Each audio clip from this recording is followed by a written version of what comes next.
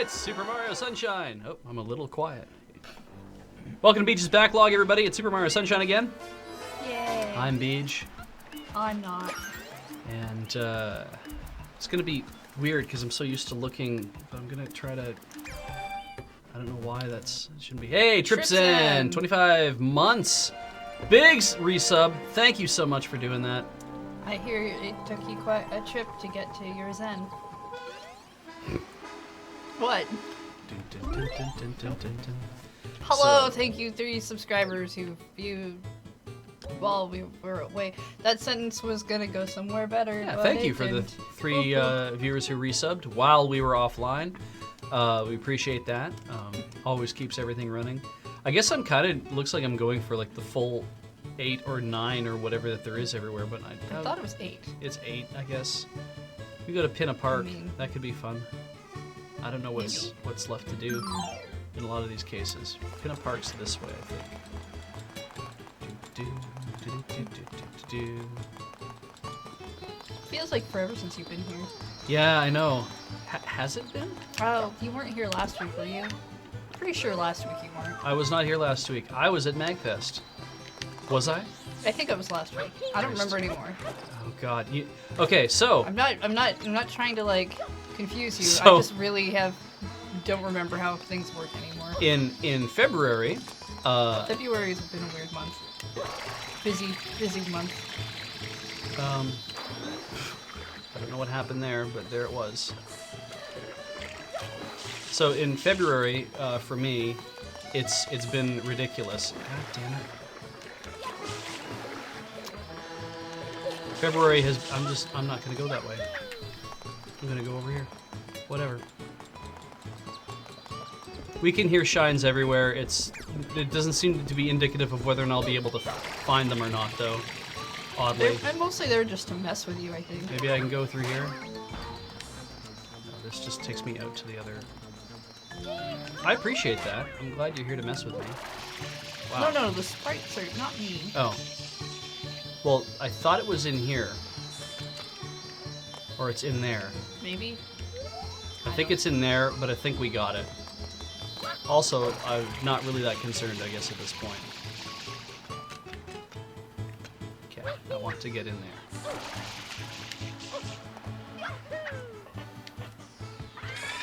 Boom. Yeah, so. I don't know what this thing they keep bringing up is about. Good, it's the Patreon. No, the locks. I don't know what that is. The Yoshi Go Round secret. Yeah, coins. In February there was just so much stuff going on for us, because I had MagFest last week. The week before that was Synaptic Chaos Theater going to TsukinoCon at the University of Victoria. The week before that was our retreat. The week before that was... There was nothing the week before that. There was nothing the week before that? At least not for us. Maybe there was for someone else. I can't remember. I don't know anymore. Liquid oxygen. Oh. Cool. But yeah, there we go. It has a secret. I don't know what it is. Well, maybe this guy will tell me. A real one. A real one. Anyway, so that's been...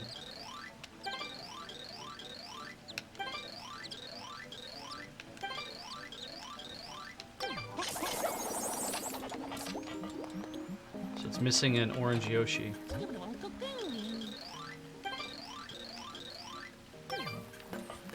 So we... Wait, did he just talk about how Yoshis used to roam freely, but then they stuffed them all and made them into rides? Yeah, that's essentially what he said. What? That's terrible. I know, right? These people are monsters. She has a marble on her head.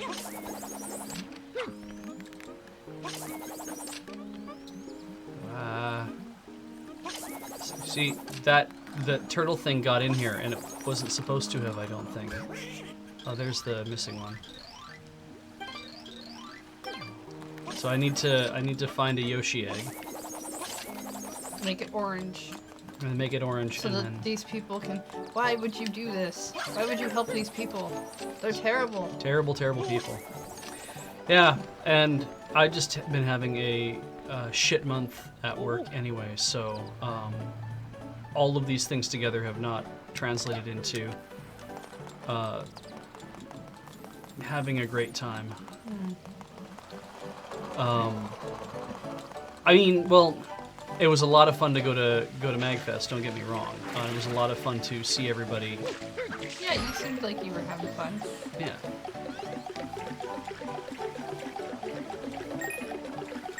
I feel like you have to get all the water out of this pool.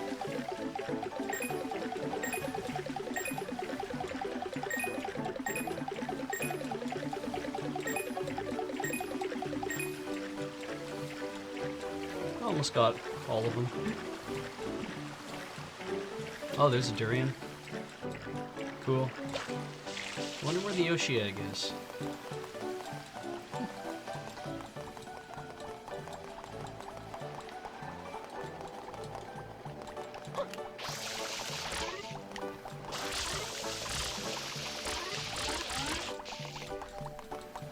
I guess I'll just look around until I find it. That seems to be the most logical thing to do. Try looking in places you haven't looked. That seems like a thing. Mm-hmm. That is some strategy guide stuff right there. It's Monday. It's leap day. It's Almost March. almost March. It's the day I wish I got my new hard drive, but I didn't.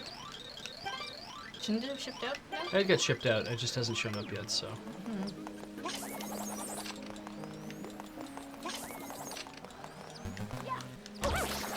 Hey, lotion makes you slippery. For 4 months in a row. That's a long time to make lotion slippery.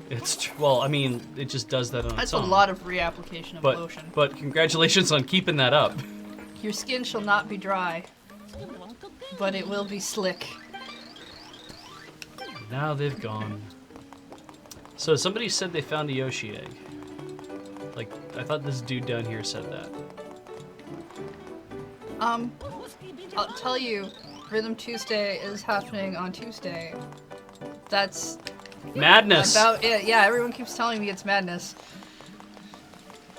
I mean, if you live in Australia or Japan, it'll still be on Wednesday, so that you know. There's all these people running around, maybe they'll help.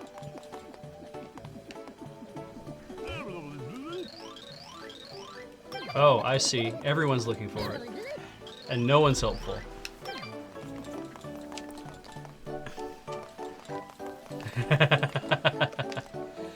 I have E-Grief. Great. E-Grief? It's great. E-Grief. I have played that game. It's not great. But,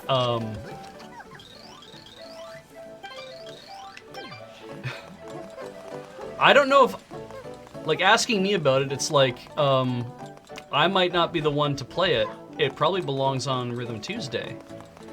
And therefore it's it's more of a question for Heather and Ian, and I absolutely definitely think that you should expose them to it. If you, See, I knew you'd played it. Oh, yeah. I thought you'd enjoy it. So I was like, oh, well, it must be an okay game. And then I brought it up to you once, and you were like, no, that game was terrible. And I'm like, yeah. found the Yoshi egg.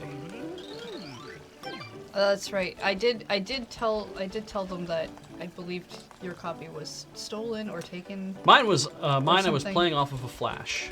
Ah, well. So I had it on the then flash card. Really, you never owned it in the first place. Nope, never did.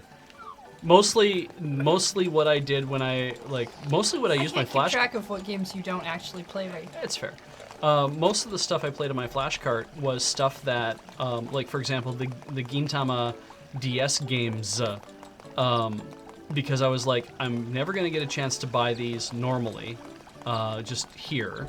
I have no idea if they're any good or not, but I would like to try them. Skylar Ringtail has some steps for you. I did that with an awful lot of stuff. So I have to find a banana, yes. Well, that didn't help. There's no banana there.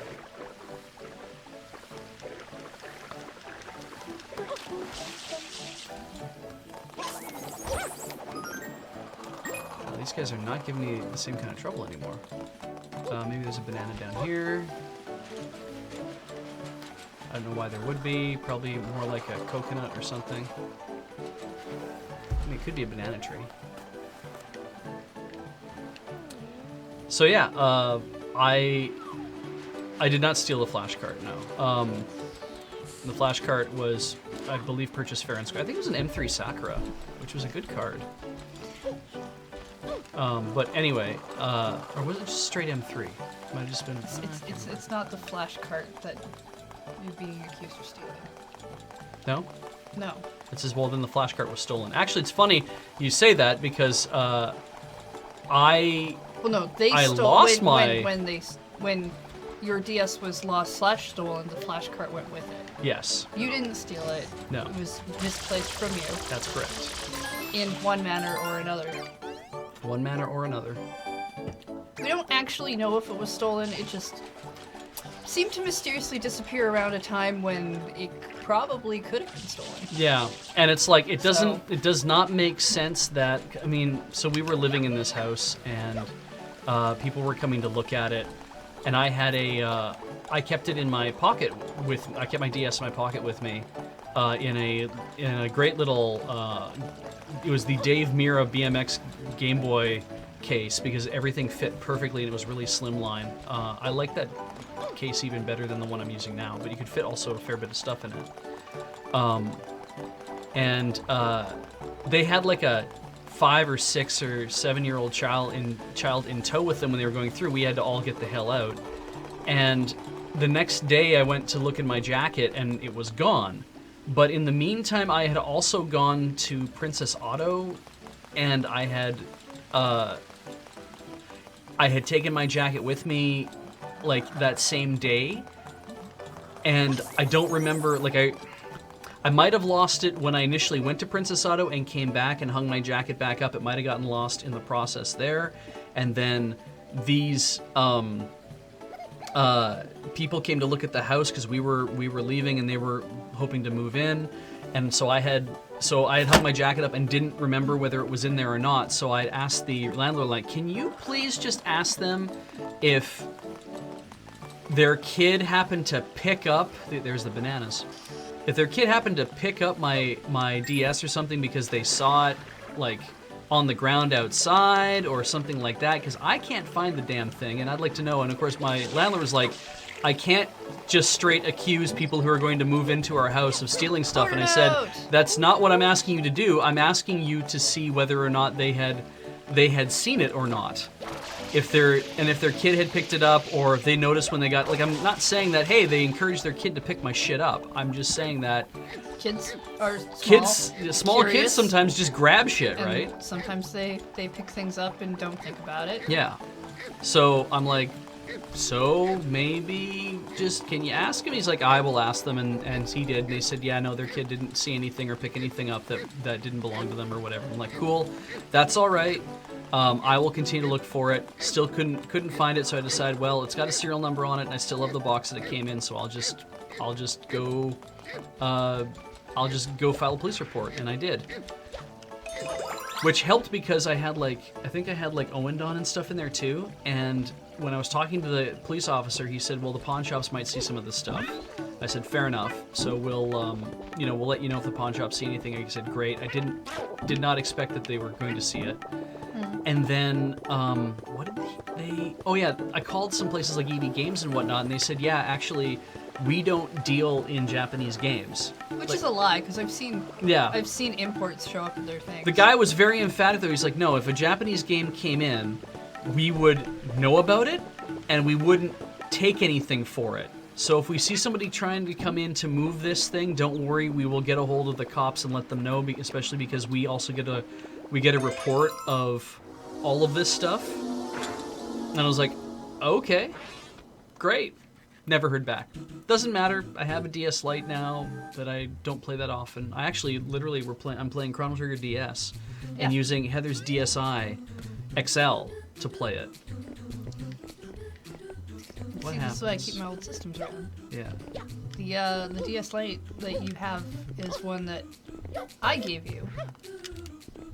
Yeah, I gave you that, and you modded it, right? It's did. the one where you modded the green. Yeah, because I was getting a green case to put on my black one or something. Or no, you had your white. You gave me the white one, and so I got the new case that has this great little green velvet finish on it, and I was like, what I'll do is I'll make a tuxedo one. I've got all these black parts for it, and I've got a white DS I'm fitting everything onto. So I took the whole damn thing apart. Yeah, you made the buttons inside black too. Yeah. It's really cool. So the interior is it's black on the interior.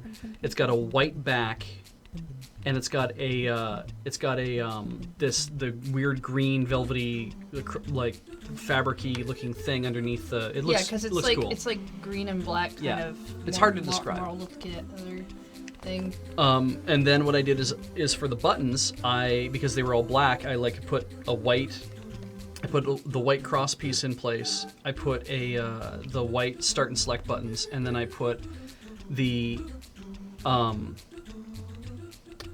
Y and X buttons in white and the B and A buttons in black, kind of like the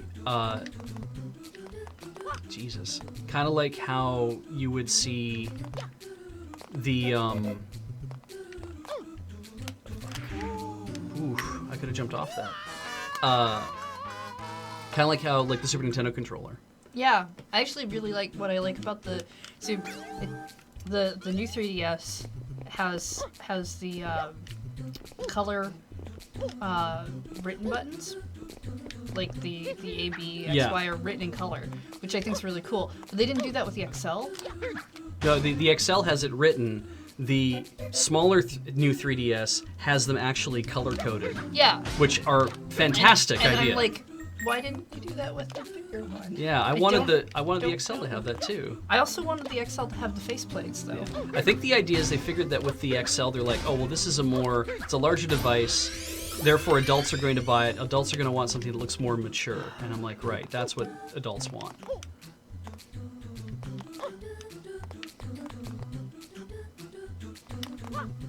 Beej, what is the most adventurous food you have ever consumed? I went for Ethiopian food once, and that was really, really odd. But I don't know if that's, strictly speaking, the most adventurous food I've ever eaten. Oh, I see. You can't see anything.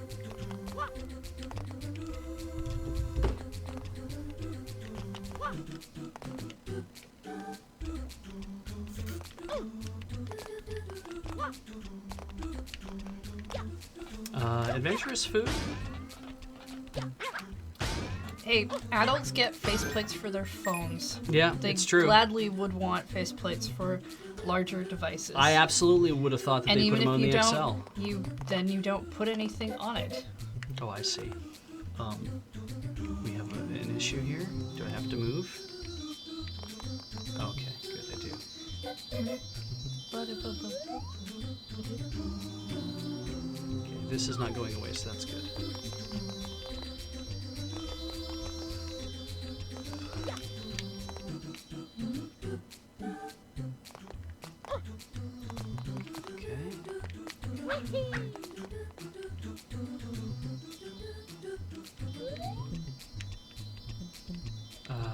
Looks like it's some wall jumping. What is the least adventurous food you've ever eaten?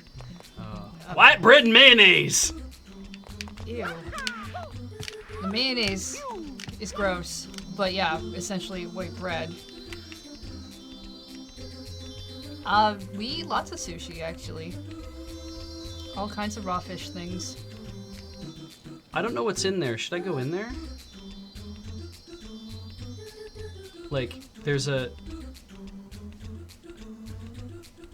Yeah, let me know, Egrief. I'll bring that up with Ian again, and because I think he wanted to research that game to see if it was something we wanted to play or not. And I haven't had the time myself.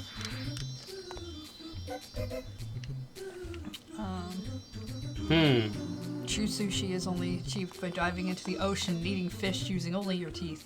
Okay, well, I haven't done that. Yeah. That's, it's a bit much. When I dive into the water, I have other concerns other than trying to get fish in my mouth. I'm generally busy trying to figure out why I went down there and how do I get back up. Oops. All these people saying get greedy instead of these people saying don't get greedy. Follow your heart. Follow my heart. Your greedy, greedy heart. Or your non-greedy heart, I don't know. Goodbye. Bye forever. I don't know if I've had that much English food.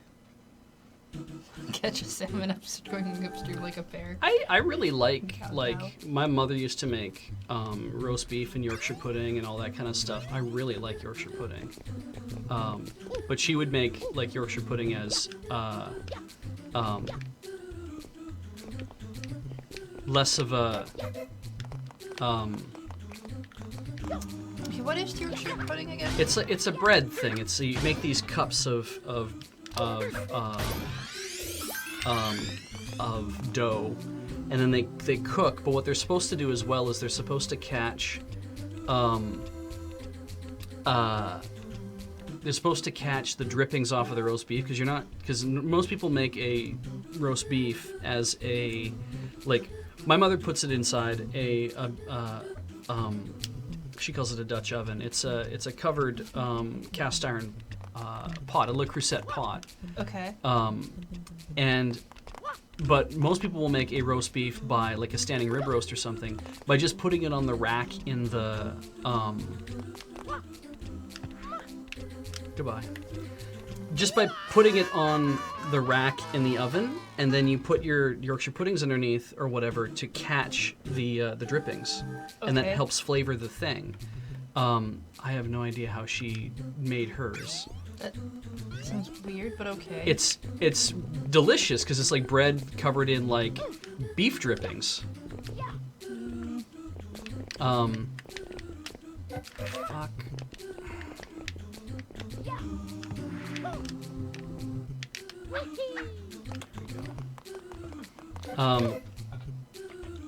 But yeah, she made her Yorkshire pudding. Like she would make it in this big pot. She would make her Yorkshire puddings in muffin cups. Okay. And I don't know how she flavored them. Is the thing. Like I don't know how she got all the flavor on them. Okay. But they are tasty. And she'd make gravy off the drippings of the pan. You like flour and milk, shake that up, and then slow boil that with the drippings that are left in the Dutch oven. And then you have there's your gravy. E-Grave needs butt hammering nails because there's a 1-up, and we need to always obtain that. Because I am constantly dying, and I'm trying to get both 1-ups so that I can come out ahead a little bit if I beyond that, die and nothing. fuck up.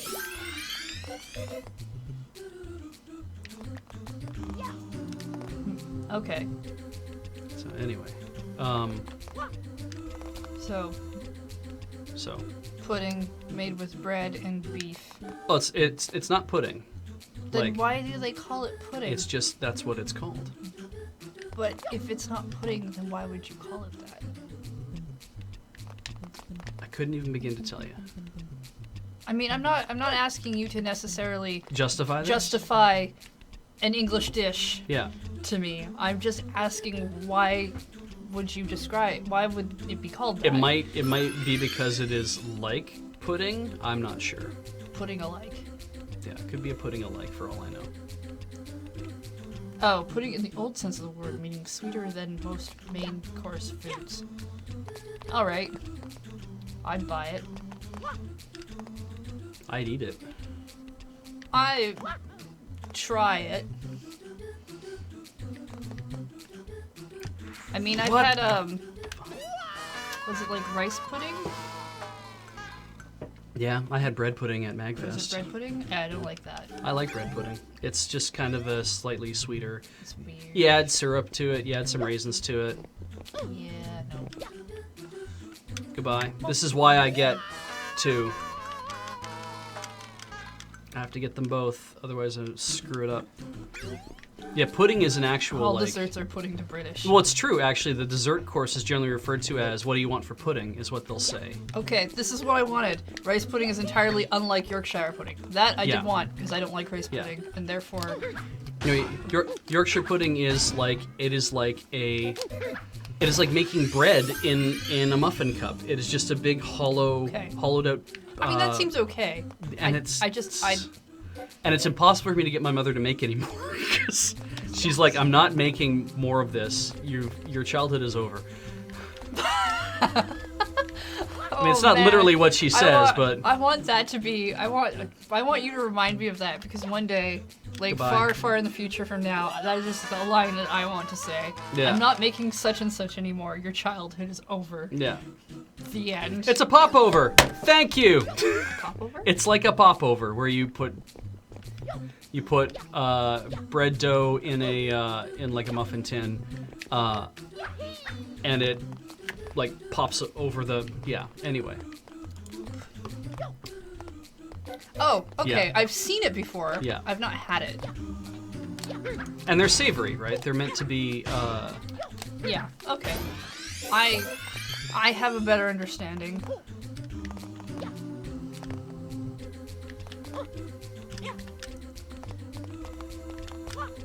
Okay. Yeah, those are delicious.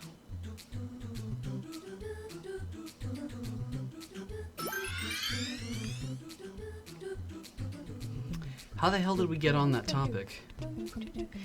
You were asked what was the least exciting, ambitious, exotic food. Something like that. Something about like what is the and people least brought up English. adventuring, Yeah, and people brought up English cuisine being not that interesting. And I'm like, it all I don't depends. know if they said it was uninteresting or not, but they brought it up. If you make roast beef properly, it can be very tasty. And I mean, don't know what tortilla is.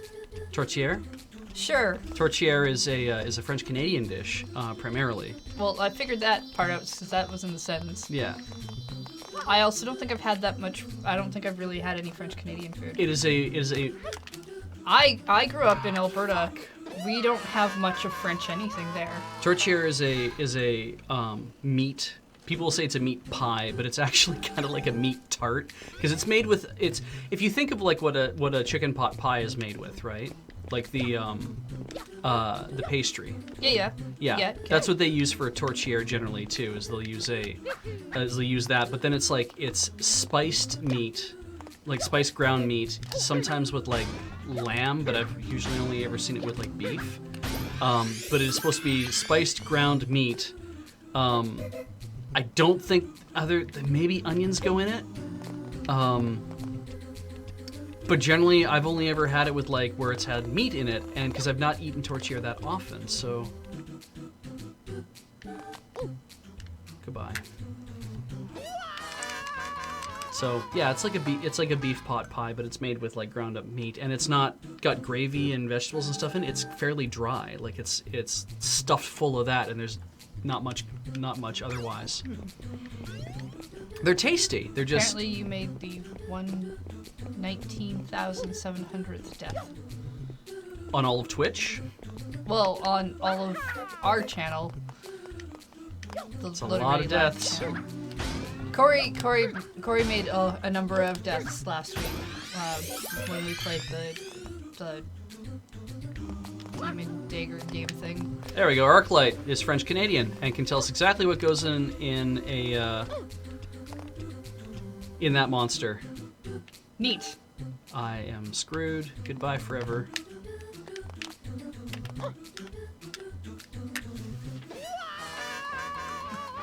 But oh, you've had haggis. Oh yeah, Christ. Actually, yeah, haggis is probably the. Haggis is the one thing I won't re-eat.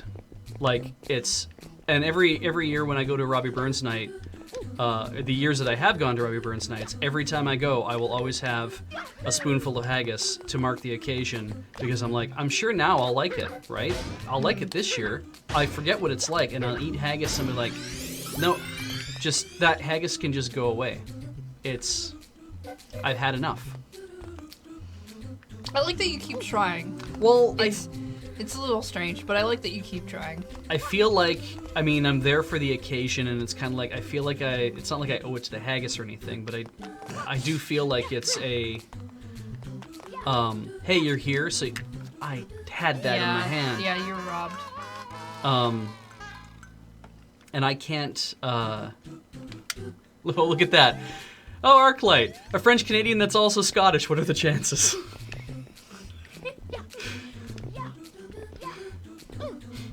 I mean, my family is partially Scottish. That is a very Canadian mix right there. Yeah. That essentially means you're practically Acadian. So good for you.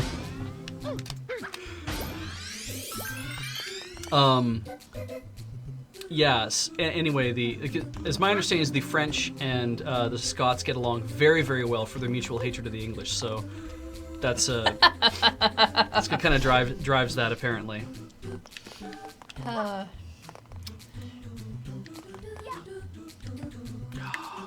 This seems like a really rough level. If you would prefer, it was a lot better when I could stop talking to you and I could just talk to chat. Look at that. Oh, look, they're Acadian. Yeah, Arclight is Acadian. Awesome. First settled Nova Scotia, 1663. Yep, my one half of my family was here in Lower Canada. We were a family of millers, apparently, and we came over with a lot of people from France. So the French side of my family, sometime in the 1600s as well. As for the other side of my family, because my mother is adopted, I can't speak to blood lineage, but the other half of my family is Mathy. So a bit of Ukrainian and a bit of Scottish, if we want to count adoption. Yeah. I'm okay with and it a bit of because French. I know by having some Ukrainian blood, I think your grandfather liked me. I think he liked me anyway. Oh, he liked you anyway. Yeah, because he's the French one, right? My grandma was he French? Yeah, my grandma's that's where Deary is a French name. Okay, I guess I'm taking the wild ride to the red one. Oh shit. I'm 1/16 Ukrainian.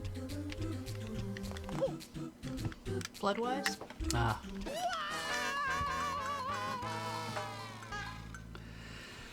I don't know, but I'm okay with constantly eating pierogies, so I'm good with that. It's a lot more people than just Ukrainians who are really, really okay with eating pierogies all the time.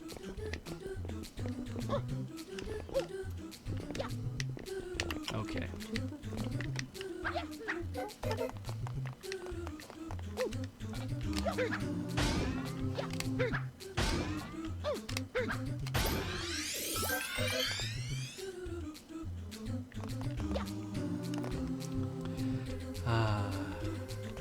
In fact, my grandmother can still speak the language a little bit. I know when she answers the phone, she gets telemarketer. She pretends she can't speak English. She totally can. She just keeps talking to them.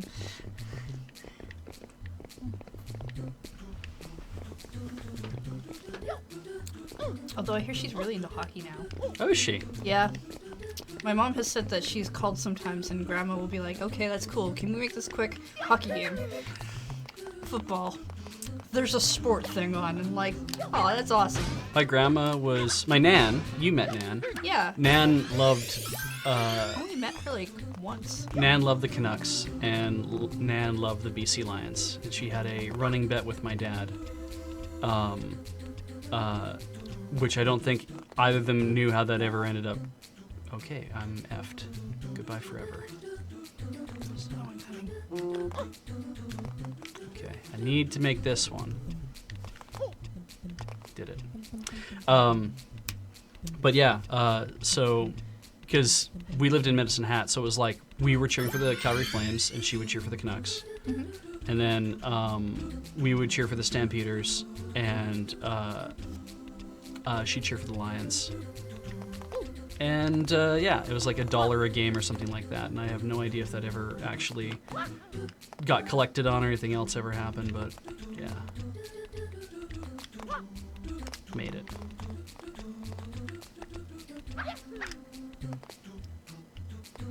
Anyway.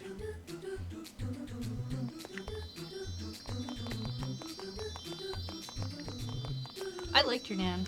Oh, Nan I would was have really, awesome. really liked to have. Had her been around several more years. Well, I would have liked to have talked to her more than once. Yeah. You know. Yeah, sorry. Well, it's not your fault. No, it isn't. It is not my fault that she got cancer. That was the cigarettes. Oh. But I did really like her. She was cool. I would have liked having her at the wedding. She was my grandmother, my Nan, on my mother's side, Nan was a fantastic lady. Really, really just, you know how they say, like, people, it's, oh, they're so full of life, and it's like, yeah, that's... No, I feel like she could have beaten people up if she really wanted to. I mean, she didn't really look it, but I felt like she had the spirit to. Yeah. Boom, boom. I mean, all my grandparents have passed away by now. Or by now, it's like, no, I know they have. I went to all the funerals. By now, I think they have. By now, I think that's all of them. No, and it sucks because you're not supposed to say it, but Nan was my favorite. I mean, they're all dead. They're not going to care. No, exactly. You know, like I loved all four of them dearly. But Nan was just that's good. Yeah, Nan was always my favorite. Because I can tell you, I don't acknowledge I some know of my grandparents. And there's a lot of people who have grandparents they don't like. No, I don't acknowledge. I'm not sure if that one is still alive or not. And personally, you probably don't care at this point. I don't think I have to see them anymore, so.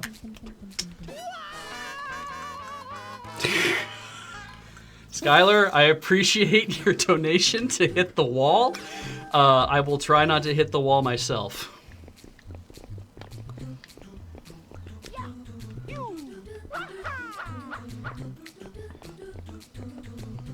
I'm not joking. There was I think technically she's like the grandmother I don't like is not blood related to me. Mm. The first one I would have never met because she died before I was born, but then the other one was a remarry. Mm.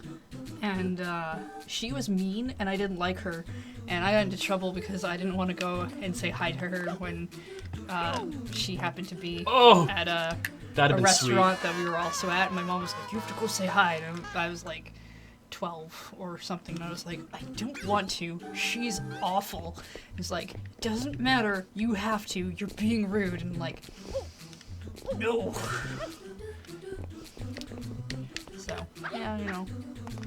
Yeah, that's kind of the thing, right? It's like you have to say hi to all of your. I mean, the thing is, she's from the side of the family you've barely met, so you know. Yeah. She's one of those. That's fine. Rebellious username. That is a question better tweeted at Graham. I don't know if we have enough wall. We got a lot more people than I think we were expecting. We might have to build another wall. Yeah. Just put up a. Maybe we can just take a all fake those. wall. We'll make a wall out of all those extra magic cards laying around. We do have a lot of magic cards. I mean, I know they just purged them, but I'm sure it can't. I'm sure we probably still have enough. Come on! I grabbed that! His hand grabbed it! You all saw it. Alright. Goodbye. Goodbye forever. I was like, that flip is gonna kill me, isn't it? Yes, it is. It's gonna kill me. I have a very particular set of skills with a glue stick. I could make a magic card wall. It'd take a while, but I could get there. Jesus, that was not controllable.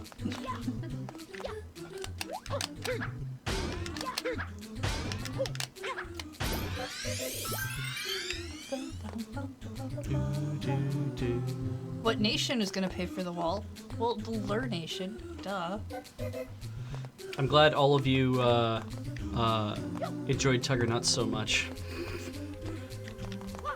I don't know if I talk about it on A Loading Time at all, where that came from. I don't think so. We haven't really done any. We haven't done another Corp line. any Oh, I got Corp- asked Corp about it, line. I think, at a Probably. probably at Magfest, I think. And that was yes, caffeinated Leaner points out that Tugger Nuts is a great series that totally shaped their childhood. And I can see why. I mean, popular with young and old, but mostly young. That was because I was sitting in an airport. Pretty sure we were on our way to or from Arizona, and I heard a mother refer to her kids who were like busy fucking around. Told one of her children to stop doing it, called him my name, and called him, I swear to God, she called him Tugger. Like, Tugger cut that out. And I'm like, I think about that now, and I'm like, that probably wasn't right. It was probably Tucker. Like, it was probably Tucker. I think I remember like, I wouldn't have heard that, but I know what family you're talking about. Yeah. They were loud. They were very loud. Whoa. That is not an open space. And I can't do anything about that. And I probably can't get up there.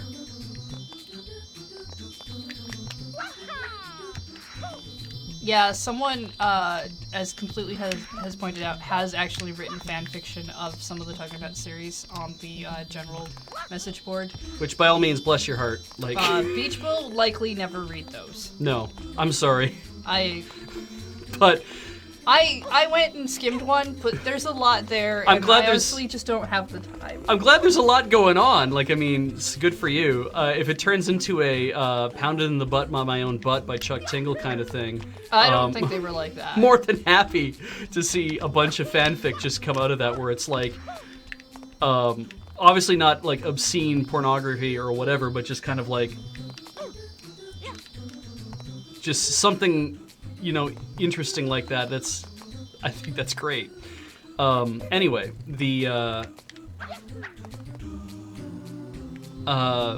what was the, right, so Tugger is what I heard. And the first thing I thought in my brain was, oh, Tugger Nuts. And I'm like, that's super fucking weird. I like that.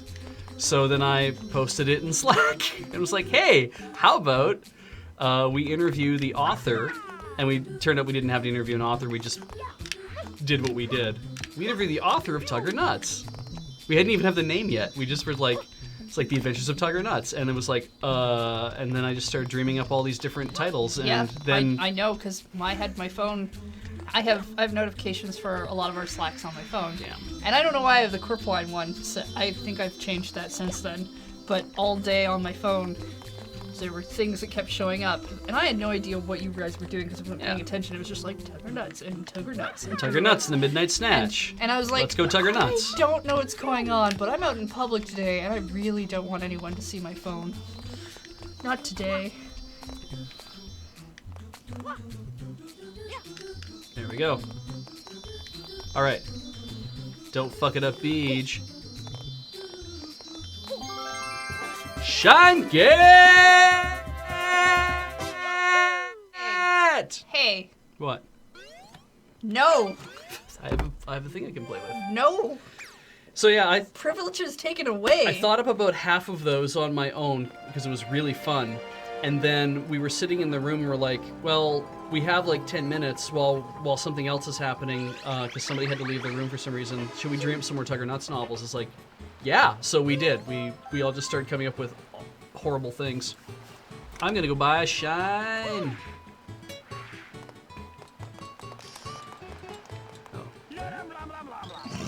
I always forget he does that. It's so dumb. It comes out of nowhere. Yeah, it sure does.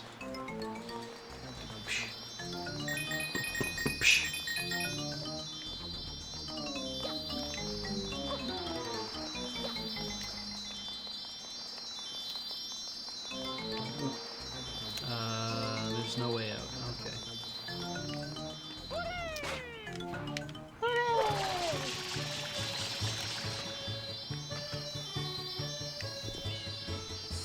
See, I think we got it. Yeah. Yeah. Yeah. Just wanted to let everybody else know too. That's mean. That they leave it in there? Well, that they leave it with the sound effect on. Yeah. I mean, I think I get it, because it's like, I think they want you to know that, yes, there's this thing that was here, but... But if you already got it, then it shouldn't matter. Take my 10 blue coins. No.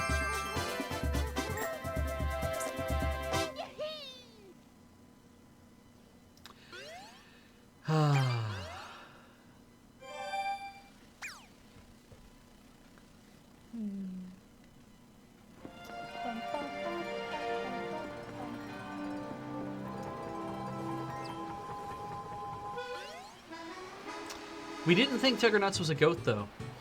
No, that was completely Featherweight. I thought it was an 8-year-old boy. You know, I thought this will be like some young kid who like solves mysteries.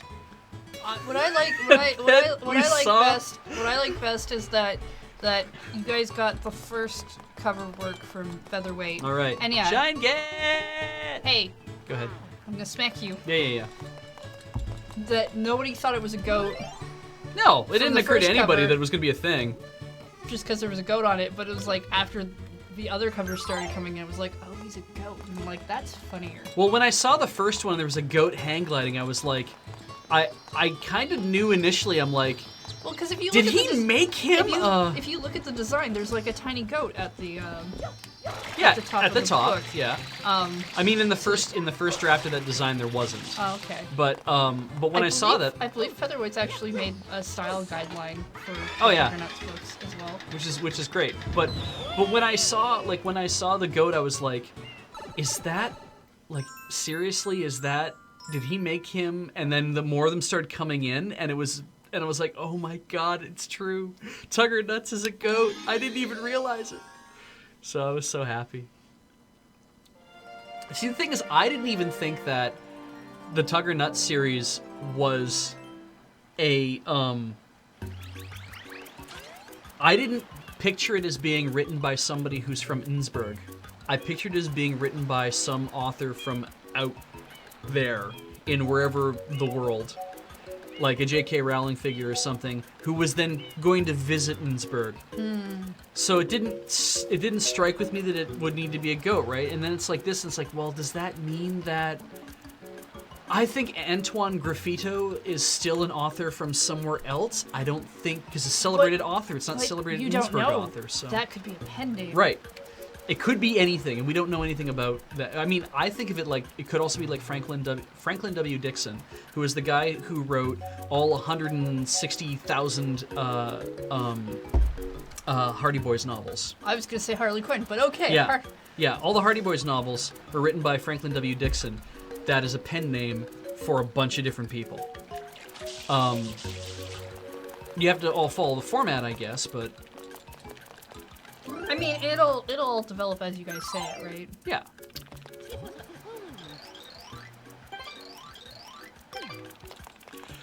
I mean, I still have only listened to the first 2 episodes. Yeah. Because you guys... Dumb.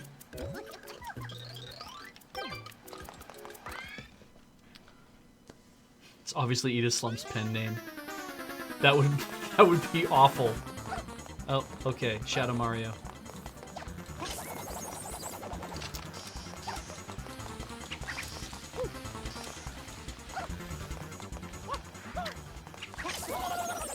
Ugh. Wait, where did he go? Um... I think he's on top of this thing. Oh, he's down there.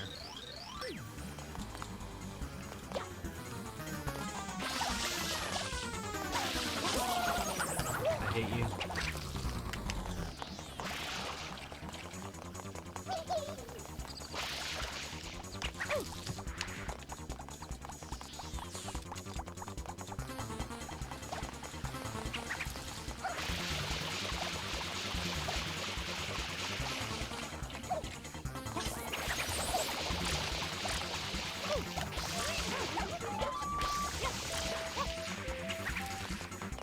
Whoa, what did I do?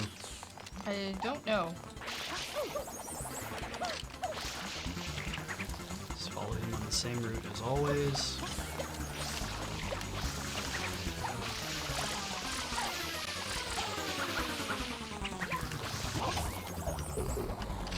Get up.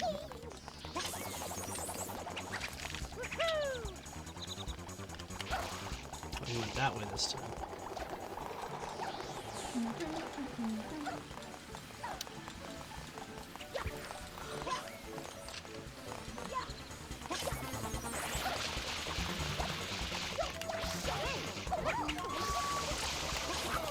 Damn it.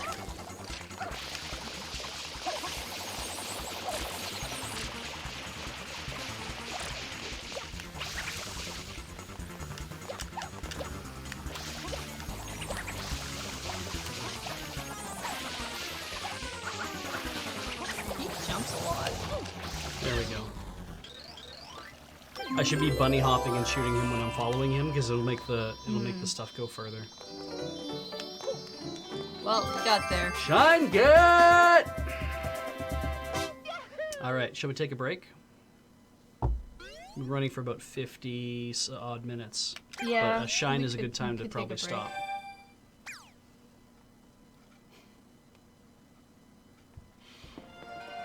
Egref has an interesting idea. For some desert bus in the future, you should auction off someone's name to be used in a Quirp line or as a Quirp line sponsor. Or in a Quirp line sponsor somehow.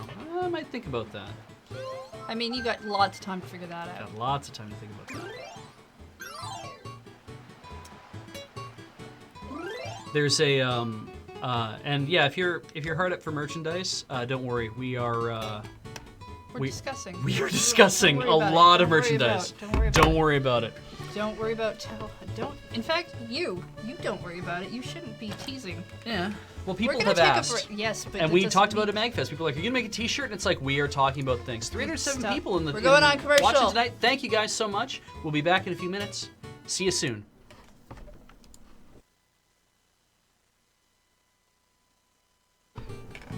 All right. We did 7 in Pinna Park. You need to do at least 7 in everything. Yeah, that's what everyone said if I want to get to the end game. And practically, I mean, we're so So- close to the end game, we might as well just do it. So you need to go to. Sirena Beach. Yeah, that's the one you really need to do. Yeah. The trick is, for me, figuring out where the hell Sirena Beach is. Like how I get there. It is a beach, I assume. Therefore, it should be near the water. Is it through the lighthouse?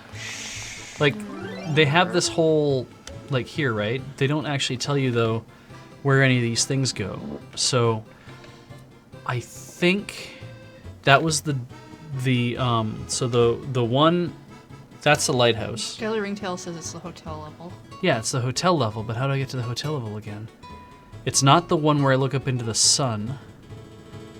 Is it the one that's on top of the...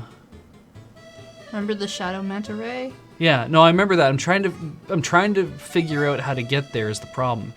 Is it the... So in the center of the screen is the 1 2 up from the bottom. I think that's where it is. So maybe I'll just go there, and then we'll see if I get lucky. That pipe on the roof, there we go. Rooftop. Okay, and where are we in relation to that right now?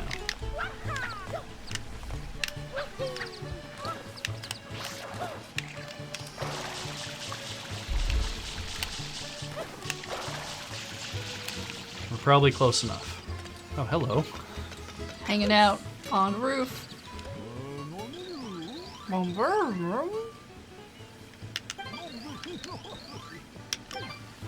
I don't have any coins.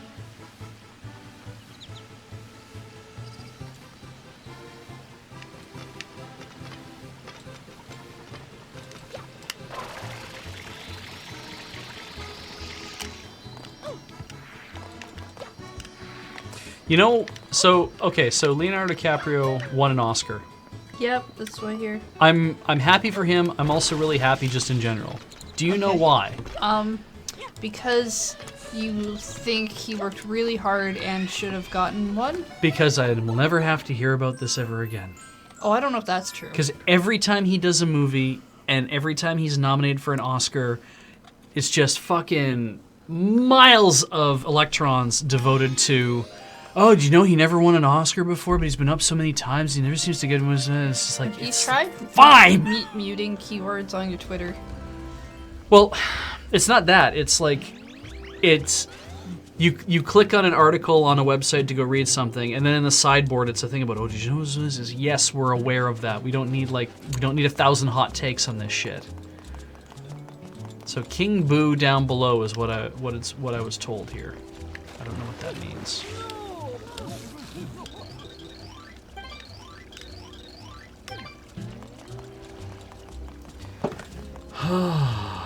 Okay, sit and relax and enjoy the fact you're no longer at work.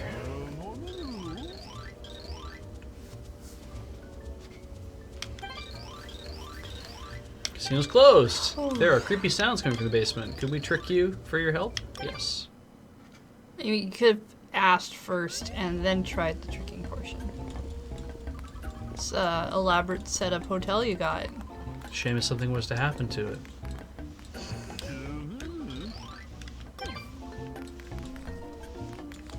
Alright. How do I get downstairs again? Elevator? Elevator. I mean, elevators are good. That's a restroom. There we go.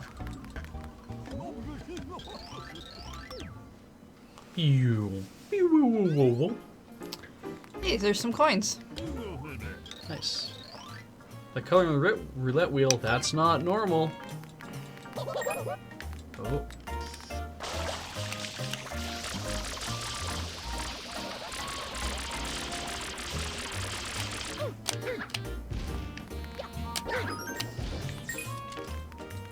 Where's the other one? Oh, it's to your left.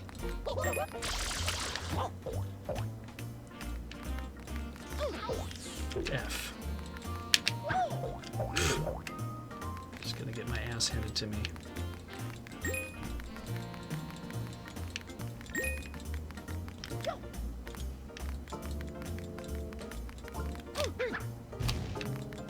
So I need to roll the...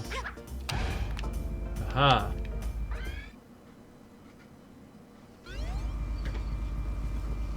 Wow! Neat room. Bet it's dangerous. It's very elaborate. There's a lot of laughing. Oh, I can't move the camera. Alright. Okay.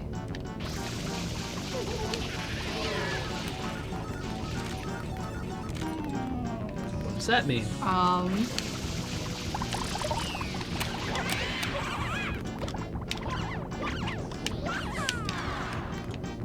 So I did that. Is the idea that I'm supposed to...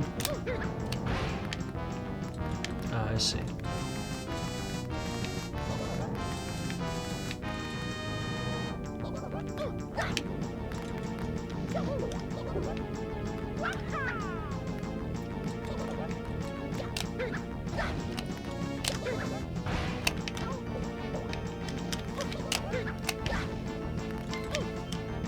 Almost dead.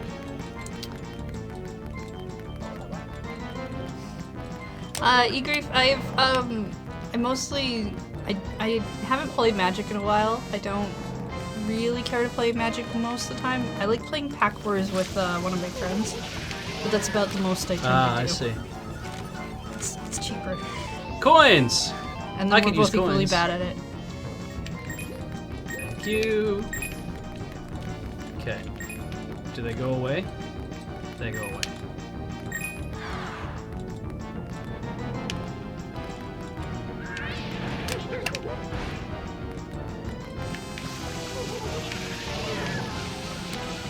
Now I'm looking for something that will probably hurt him, right?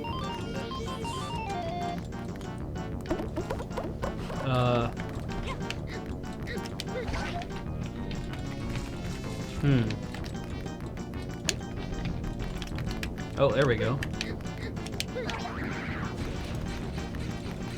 That was my chance to what? Stardew Valley. I don't think Stardew Valley is gonna be a game that I'm probably gonna be playing. I did look it up. It does look like it's pretty Oh, was I supposed to but stomp on him? I already have some Harvest Moon games that I haven't ever played, so I kind of feel like I should just play one of those first, and then if it turns out I'm really into that kind of game, then maybe that's something I should do, but...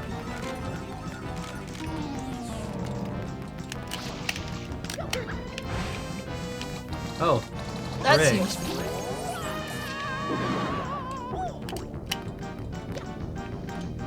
Oh, they're gone. Yeah. Okay. Oh, that is a non-starter. I've heard good things about Rune Factory. I have a friend who's into those.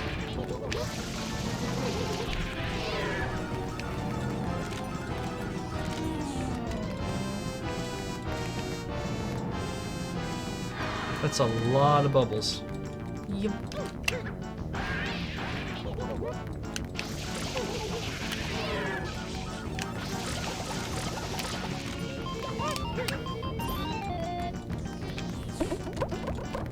Where is that chili pepper?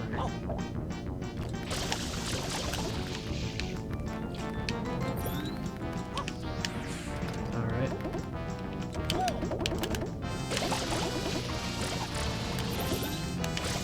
Oh, it's how I get water back. Neat.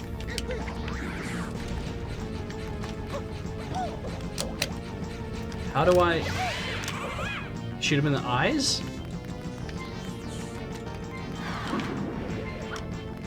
I need some coins. Alright. I'm feeling lucky. Big coins, big coins, big coins. Yeah, big coins! Heal me.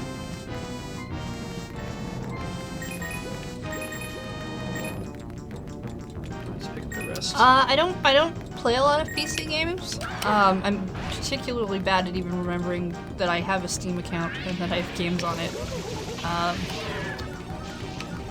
I also don't own a PC. Oh, yeah. I own a Mac, which makes some gaming problematic.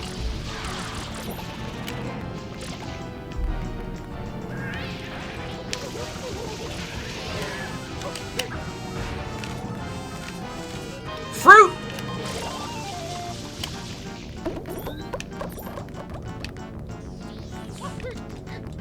You have to feed him a chili, then any other fruit.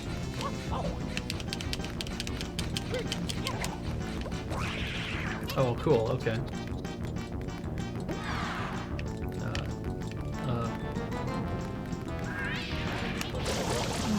Yes, version.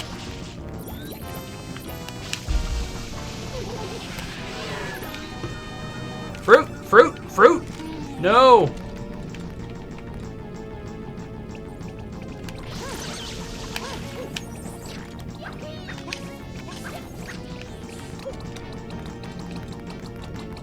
You hateful bastards.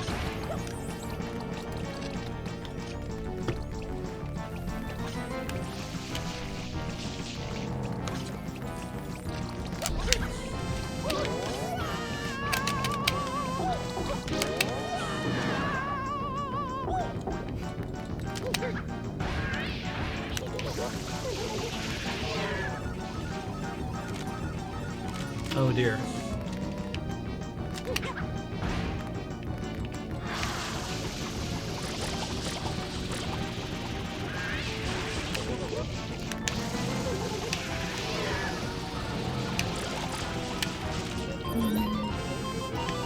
Alright, here's a big payoff.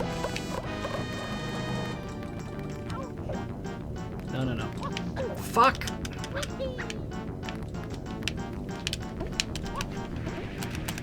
Ah! Oh, there's one right. Fuck! There we go. Great! Great!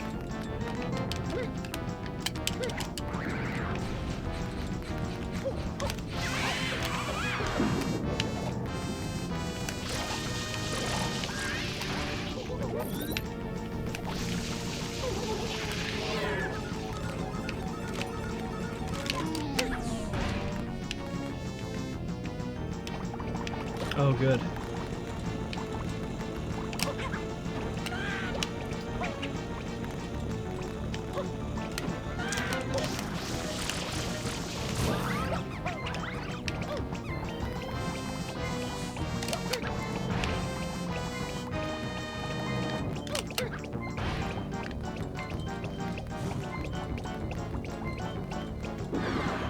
Stay alive.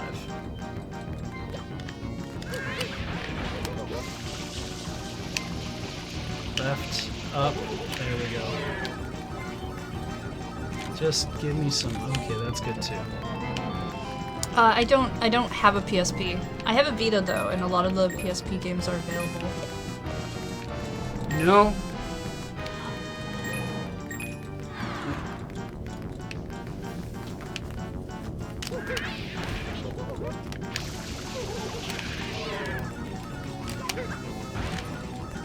There we go.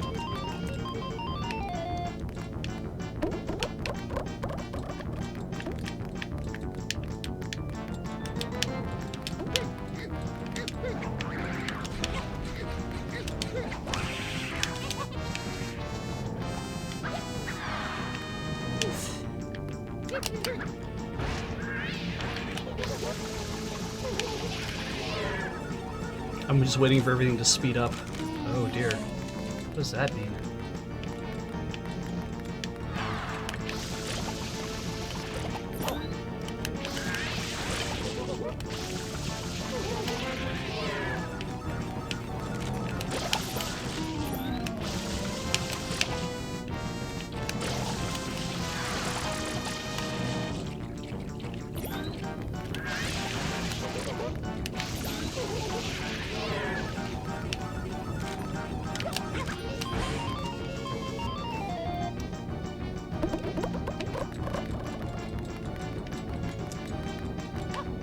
No, stop it.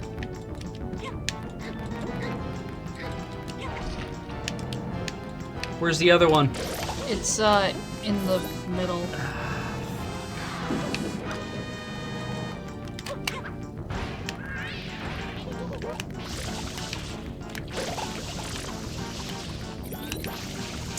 I used to watch the Monster Rancher cartoon,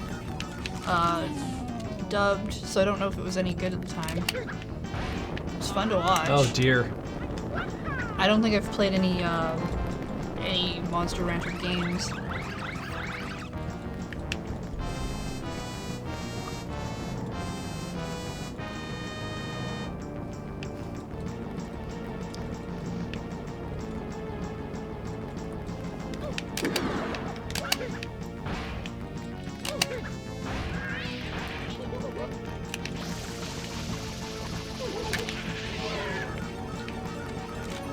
No, I just want fruit.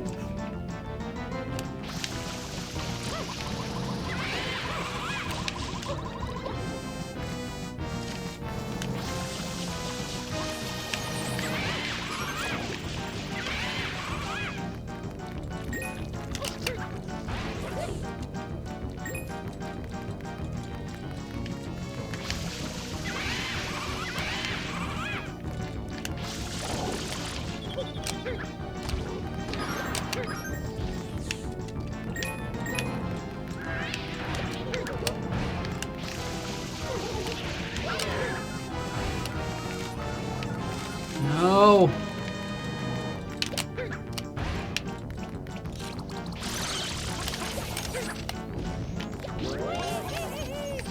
That doesn't help.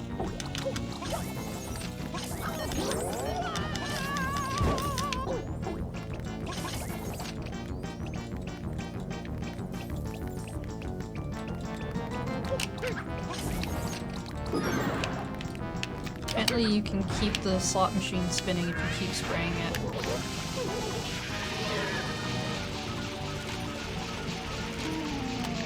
No, that didn't. I was not aimed at the slot machine, so. Goodbye.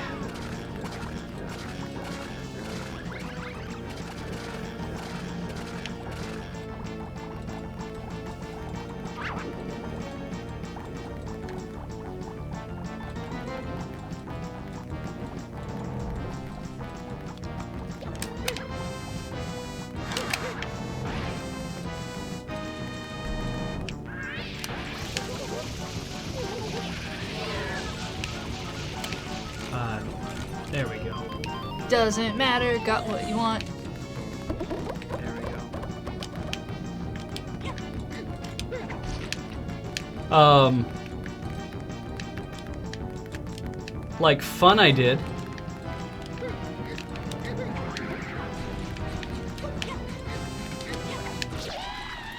got there. You okay? Yeah. I want to take a second to breathe. Yeah. Goodness me. Just can't. Yeah, no. Depth. That looked like garbage.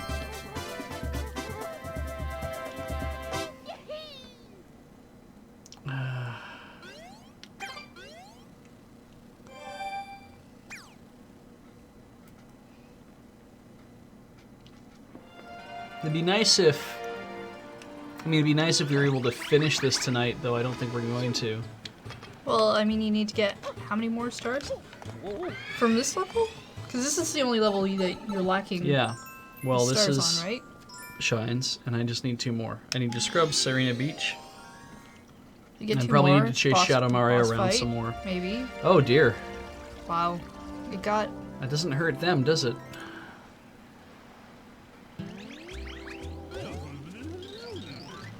Do we? You do have trouble. Electric goop.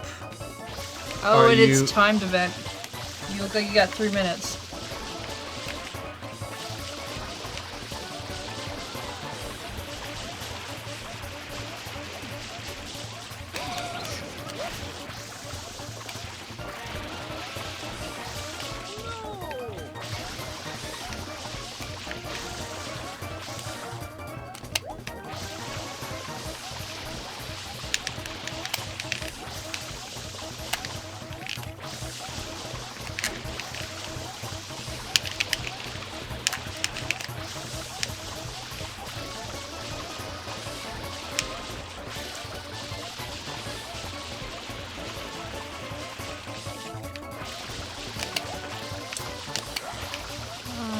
Skylar Tail says you don't have to perfect. I think small patches of goop are okay. That's a relief. Lots of people saying, oh god, this stage. This one's pretty hard.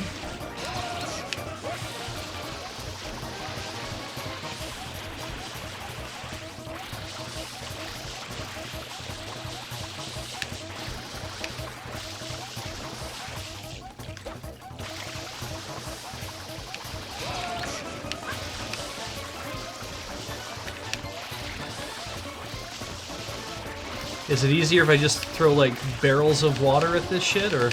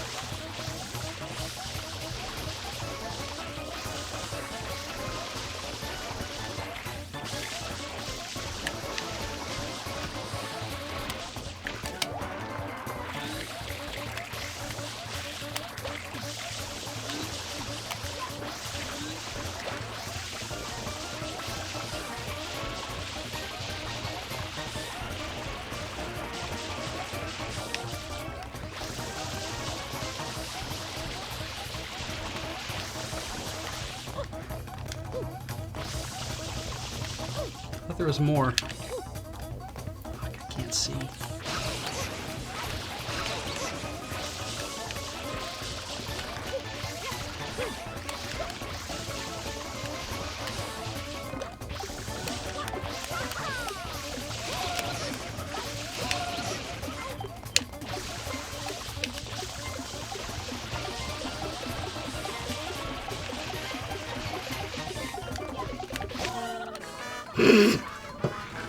Wow, I died on the level.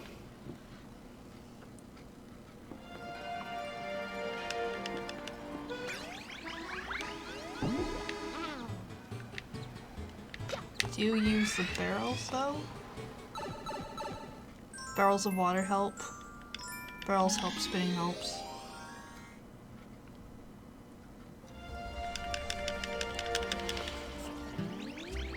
You don't need to clean people. Oh, good.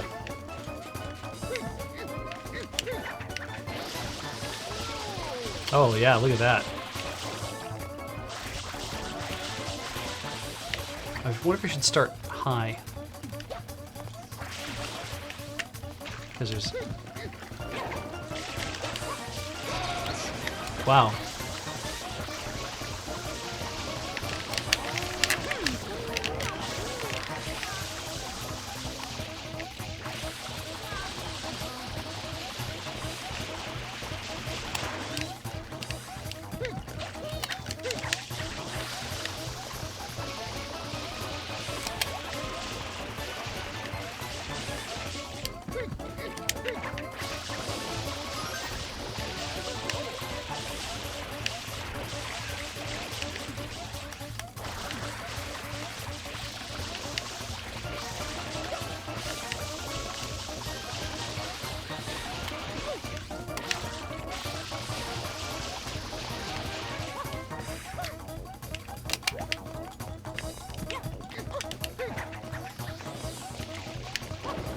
Oh, good.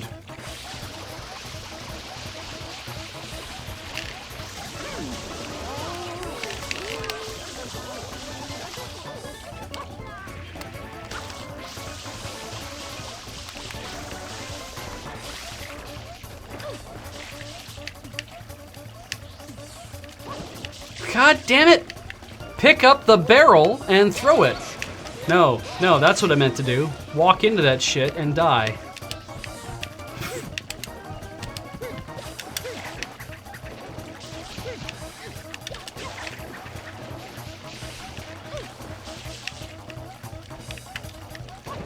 Fuck you.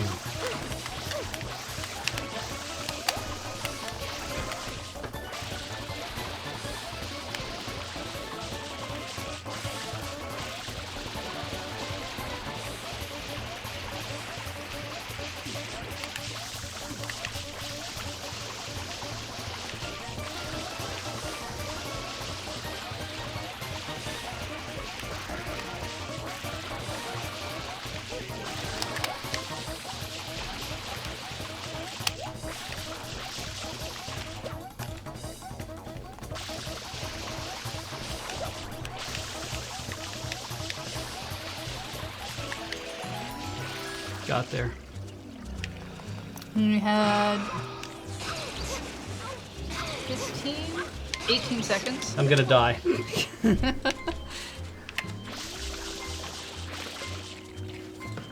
I don't care how many seconds I had left because I'm still alive and I need to stay alive and not die. I need to walk up to a place where I can get some coins and not die. There was a coin under here, wasn't there? I haven't seen any coins on this level at all. Oh, yeah, there is one down there. There's a coin, right? Yeah, where that question mark is. A couple of them. No, I bet you that's fruit. No? No, That's that's a coin. I'll be buggered if I can reach it.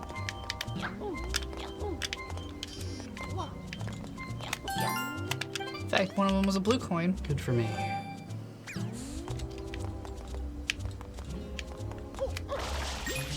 Oh, if you clean the people. Ah. I'll clean the people.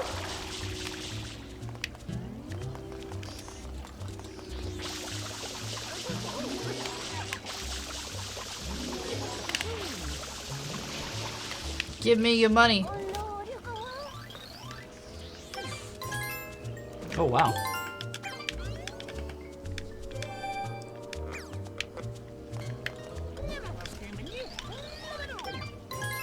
Wow. Try the other people. Just getting there.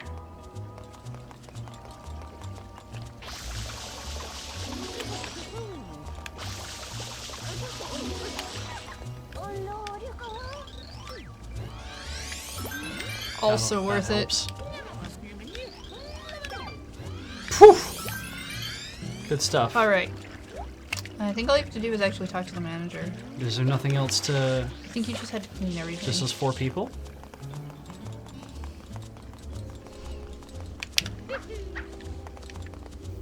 See, now I'm wondering if there's more under here. Nope. Oh, well, there's more of those. Okay, I'm gonna guess that was probably it. Yeah, I think that was it.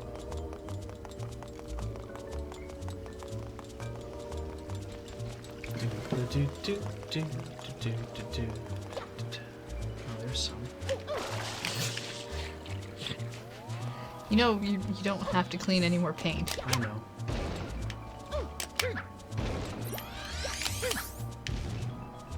Wait, where'd it go?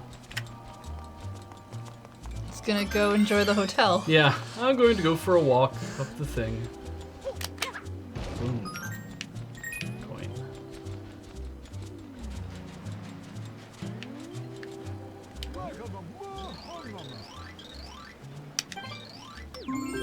Fantastic Mario!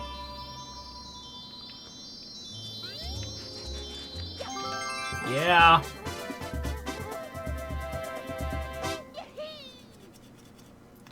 Yuff, yuff, yuff.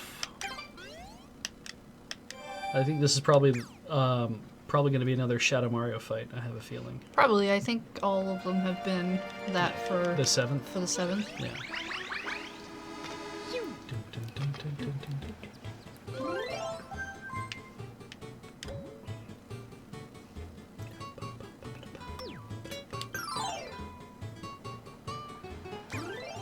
Only 4 blue coins, so I can't just go and get more.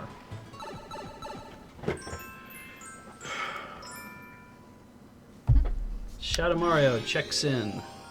Do I have to chase around the friggin' hotel? Which means I have to go through all those goddamn rooms? Yes, that's what it means, doesn't it? Shadow Mario checks in? Probably, yes. Why would you let him check in? He's a paying customer. Alright, follow the arrows. Arrows say go this way. Then the arrow says go this way. Then the arrow says go that way.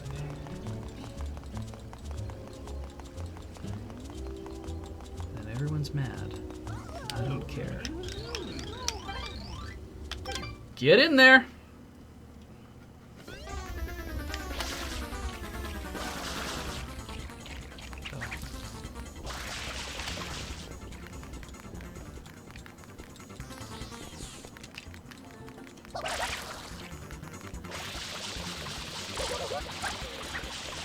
Did I hit him? I did.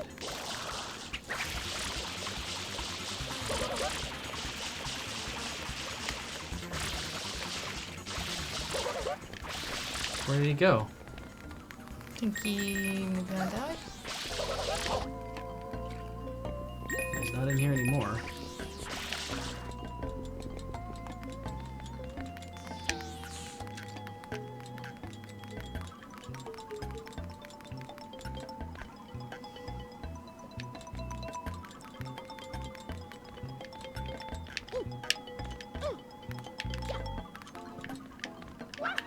You trained to take a nap.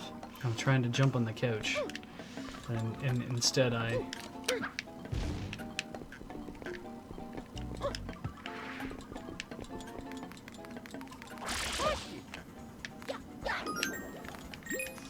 Oh, he's downstairs. Is he? Yeah, I saw him.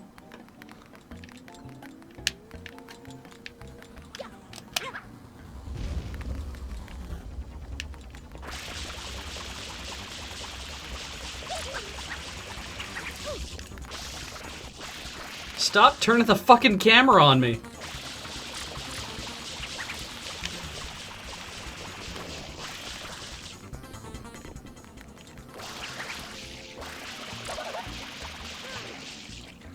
Where is he?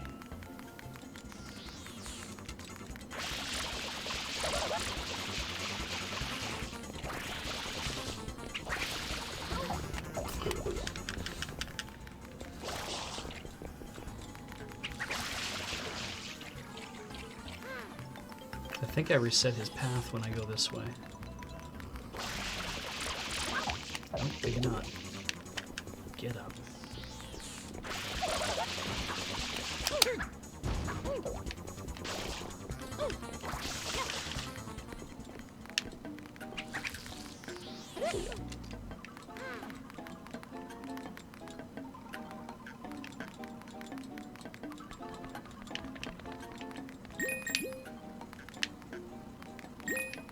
You see him downstairs? Uh, Oh.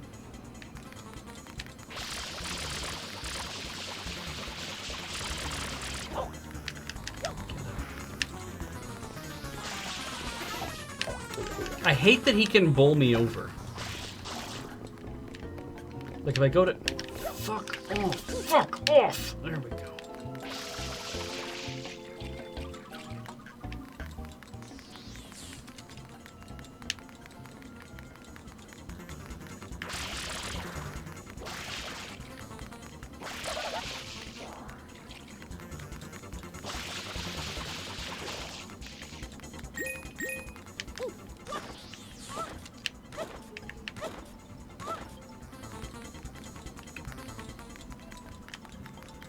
Is he downstairs?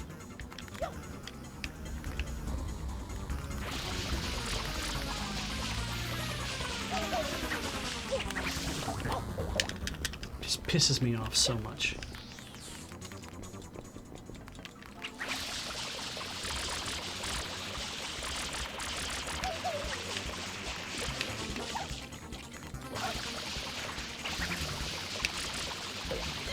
There we go. You're so annoying. Just leave it right there. Shine get! Bah.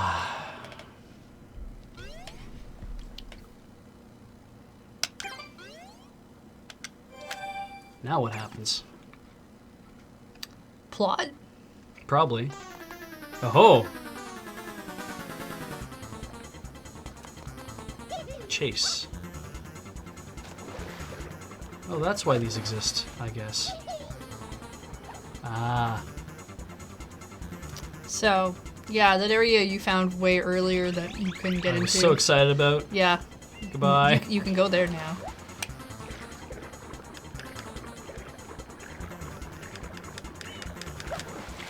Oh, huh. I think he may have flooded the place.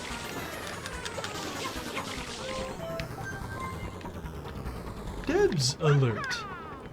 Delfino Plaza has recently experienced a waterfall-like deluge. In all areas, residents are advised to seek shelter on rooftops to avoid the... Good, I'm glad. Rising floodwaters.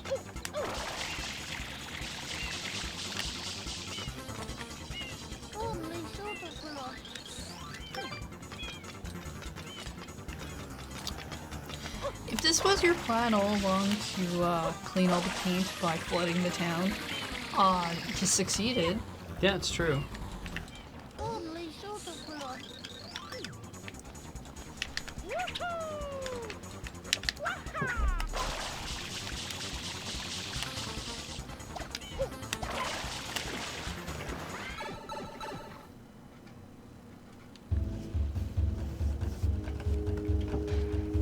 Corona Mountain. This place looks dangerous. Oh hey, but I get to keep my pack this time, which means You're gonna need it from the looks of things. it's like I can just hang here for a bit. Wait, why am I didn't want to get up, maybe. All right.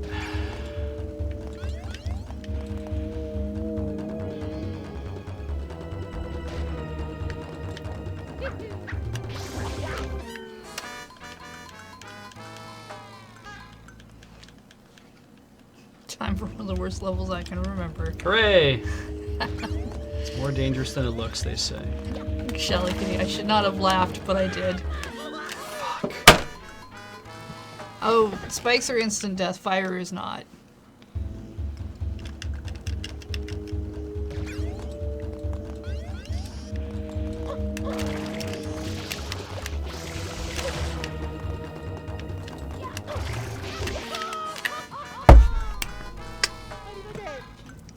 Oh, wow. He spoke. Yeah.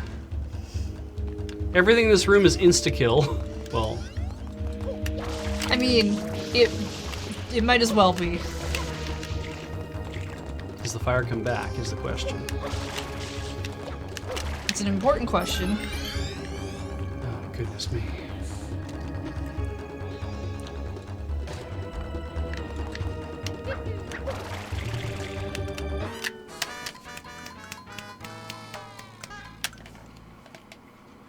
You can hover over the fire to put it out. Fire does come back.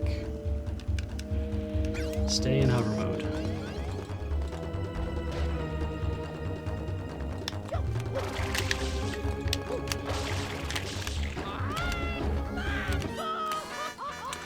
I mean, it looks like you're hovering over the fire, but it sure doesn't friggin' go anywhere, does it?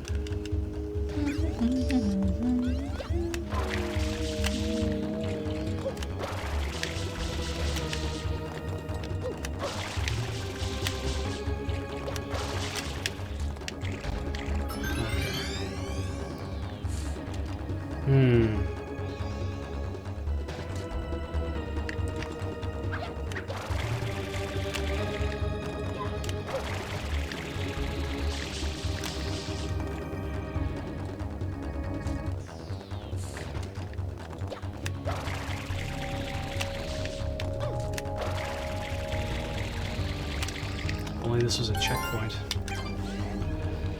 Alright. Jesus, that looks miserable. Yeah.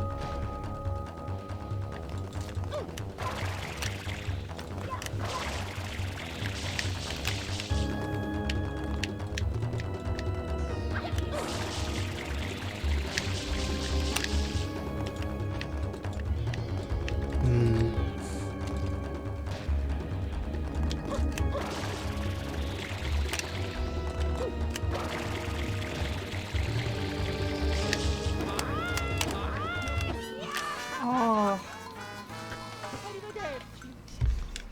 Whew.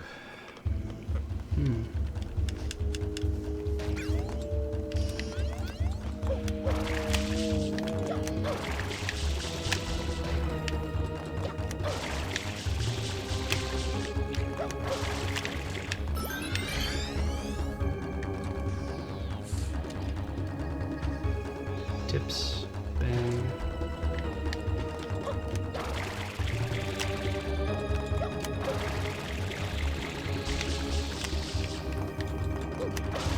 Oh shit. Made it anyway. Made it anyway. When impatience gets you.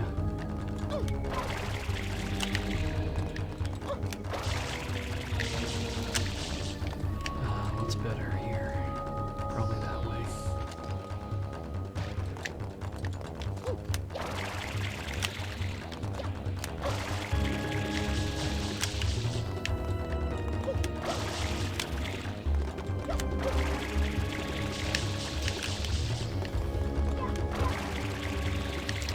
Okay. To your left looks like a place for water. Yeah, just stand here and fill up. One up. Hope so. Cool. Okay. Now, get in this boat. Wow!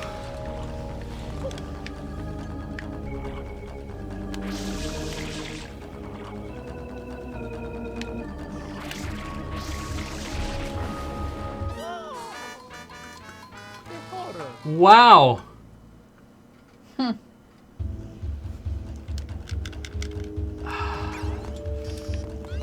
Well, that boat seems extremely unfair. Remember all that time you spent driving boats around? Remember how you didn't? You tried to do other things instead? Yeah.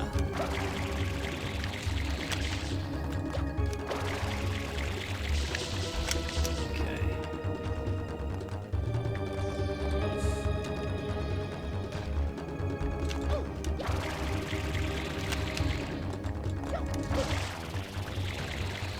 So much as tapping the sides of a rock will sink the boat. Finding that, yeah.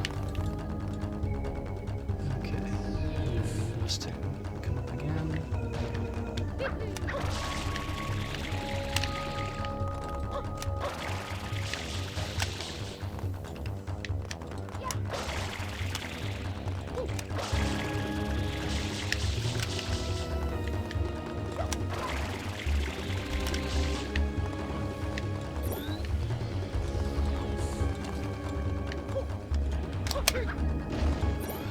I mean, on the plus side, if you can make it through the first part, you get 2 1-ups. It's true. So you should be at least okay for lives.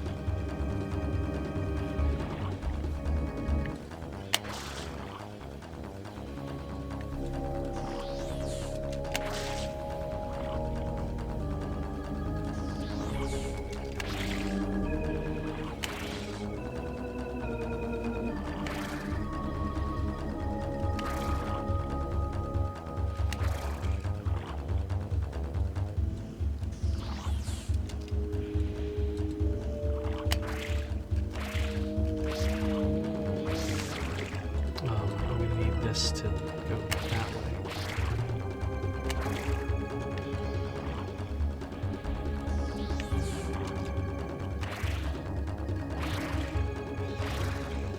Temple of the Lava Boats.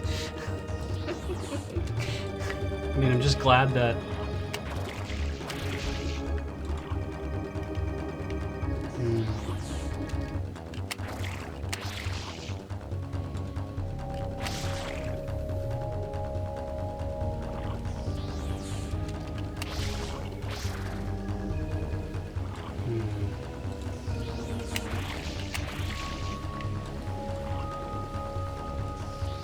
I'm guessing I don't want to hit the thing in the center either.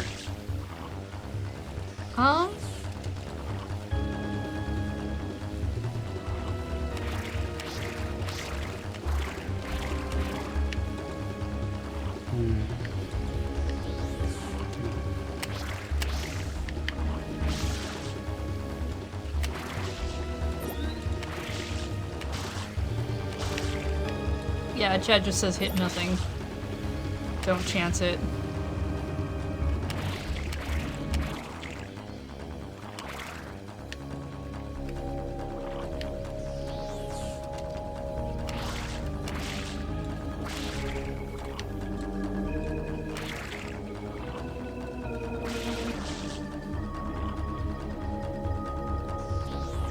Look at all those blue coins!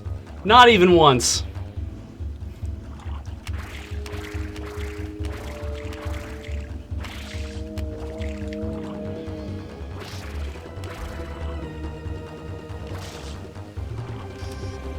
Get off the boat.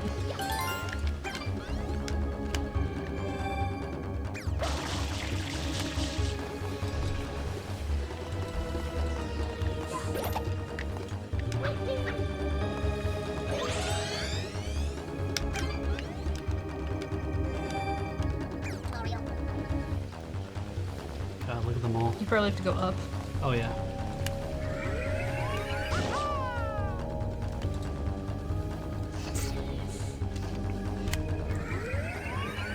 Interesting idea.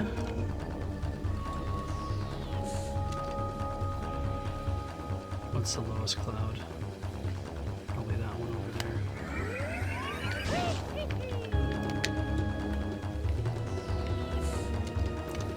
I bet this is one of those you start the whole thing over again too, isn't it? Oh, I would not doubt that. Yeah. The clouds are rotating. Yeah. Fun.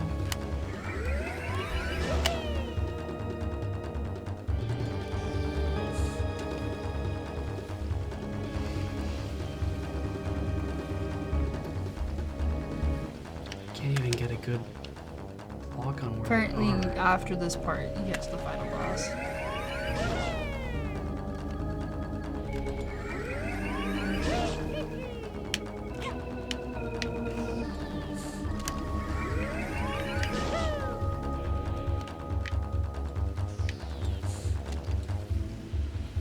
I might not be able to make it up there.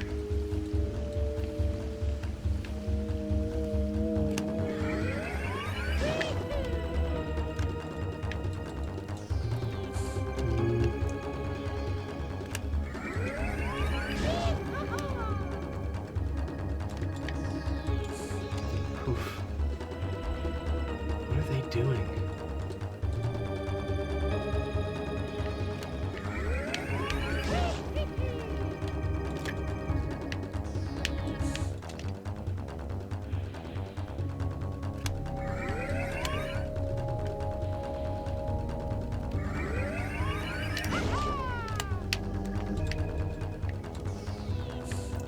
I do not have much left, do I?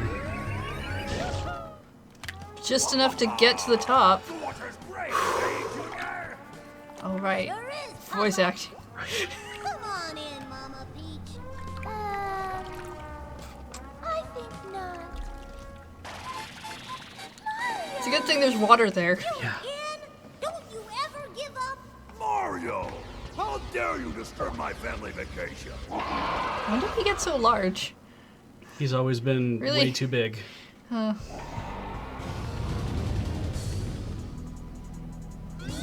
What? At least you refilled your water. Did it? Yeah, your water's full. Oh, good.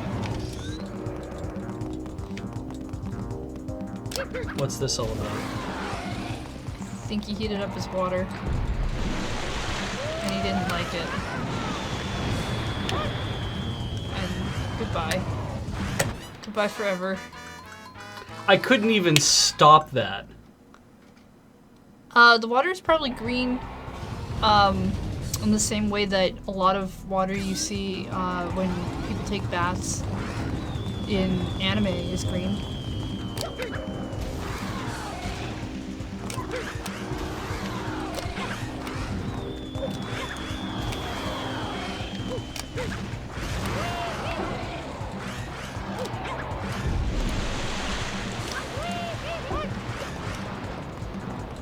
Okay.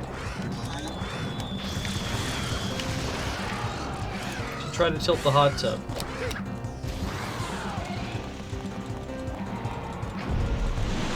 I'm fucked. Maybe we should try to tilt the hot tub. Oh, I see. Right, yeah. Get higher, do the rocket pound. Oh. At least it's not making you start the previous thing over and over again Absolutely. when you lose the boss fight. And this way.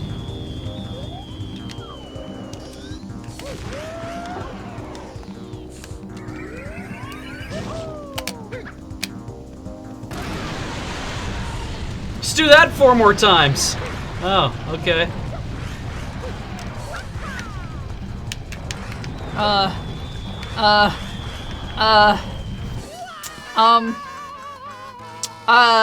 Wow! Game? Holy shit. So, do it. Run for your life. Yeah.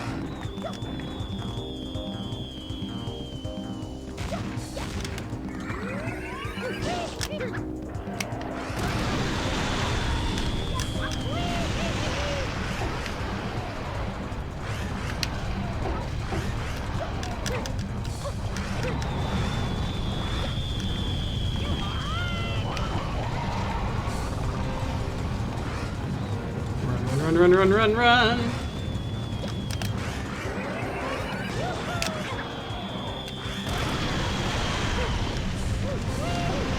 And of course, that stuff's gonna get in the way too.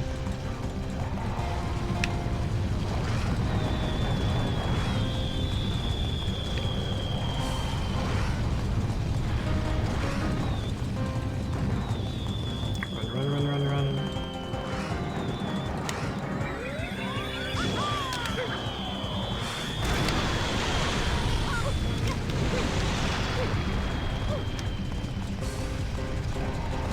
Nope. I hate you.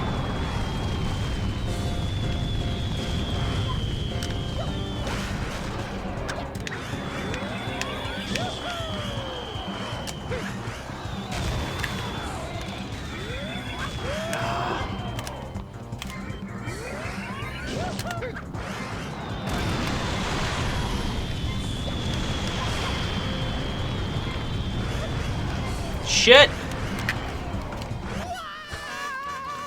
I could barely move. Yeah. Yeah. Alright. Let's go this way. The question shouldn't be why is Bowser in a space hot tub? The question is why does not everyone else have a space hot tub? It's a good point. Why don't we all have hot tubs in space? Right? Shit.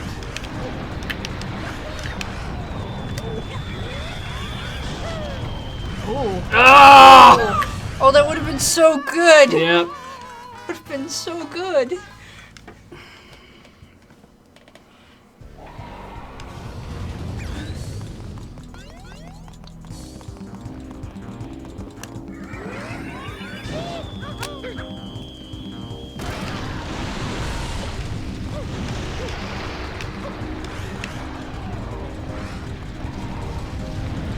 Oh, good. Missed.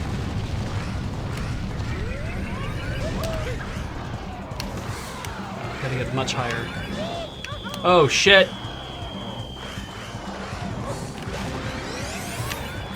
What? I don't care why. Me neither.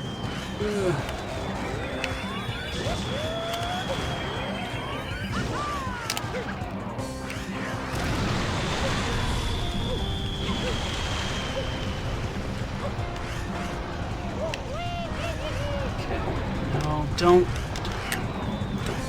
Bad bounce. Curses.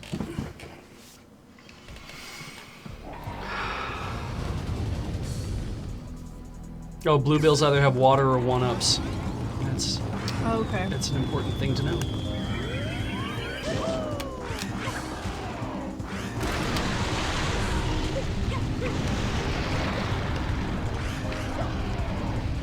Oh, frick. The game lag, yeah, right? It's like, actually, I don't think, no, this, I'm not having an issue, I don't think, with precision either, so I think I'm okay.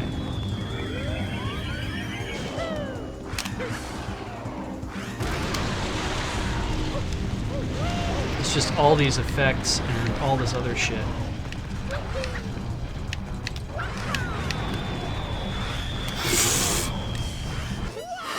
Sorry. Wow! That was kind of funny. Oh.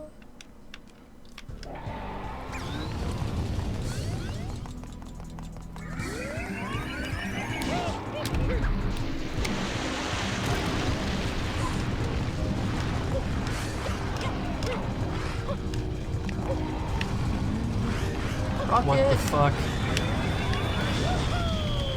Nope.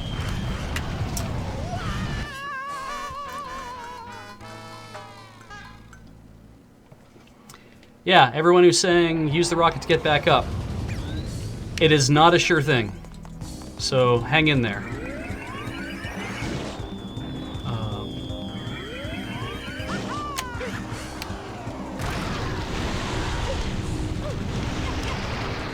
Though it looks like everything breaks in...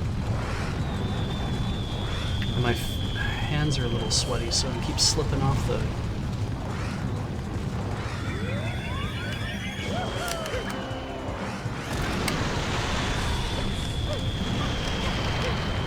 I gotta friggin' get there, don't I? Stop that. Stop!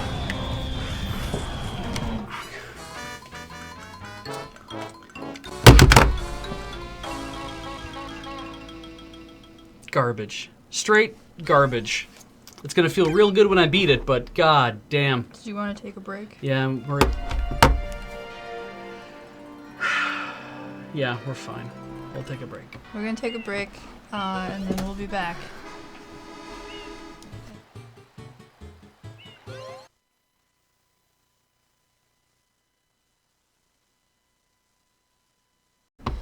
Ready for this. Alright, so you only ever get... Oh, I start with 8. Cool. That's interesting. So, there's a flood. I don't see it yet. Oh, the flood has receded and the water level is back to normal. Shine Gate has also opened.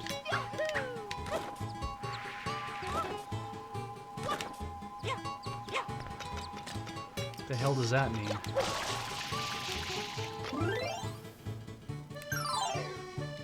That's what I meant to do. Flood only happens once. Cool. Flood is only first time you try to make it. All right, there's a thing up over there. If I got the Yoshi, I could juice that shit and get whatever's under that. I wonder if I should do that.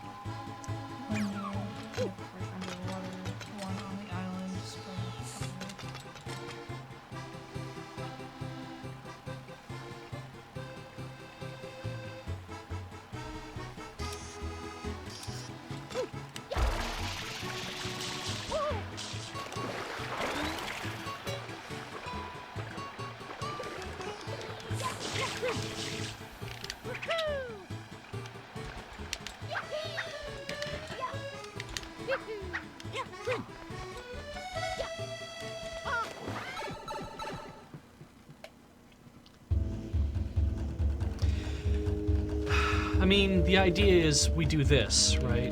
I mean, you've gotten pretty good at this part. dehumanize myself and face to oblivion, right? That's the idea here. I mean, I have gotten pretty good at this part. gotten pretty good at the part where you get a couple more. Yeah, So that's something. it's true. The cloud portion seems a little tricky, but at least a little more forgiving. So I think you're fine to get to Bowser.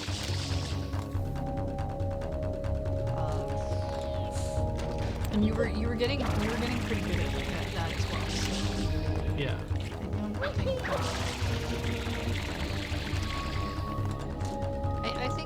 I think you can do it. I'm feeling pretty good. I'm not gonna put my hands on the back. Yeah?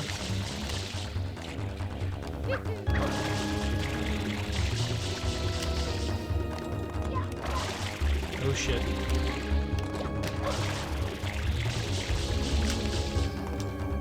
Hello,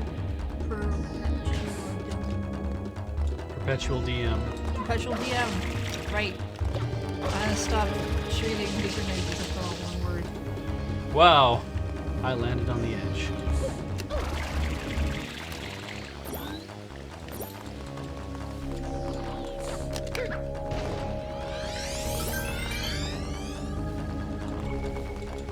All right, boat time.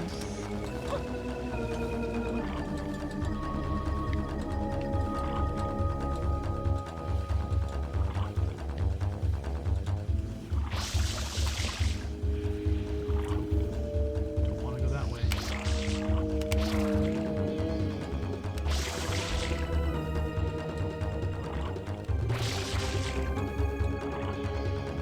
Don't wanna go that way. Don't wanna go that way.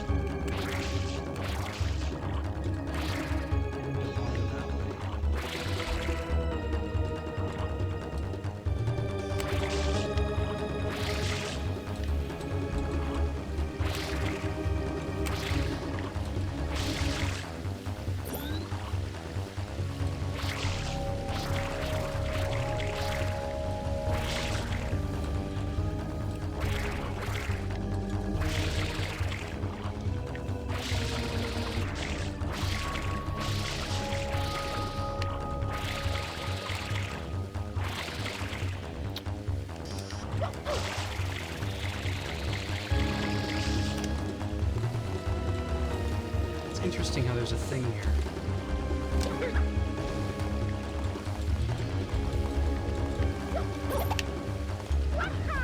Like, why would that be there?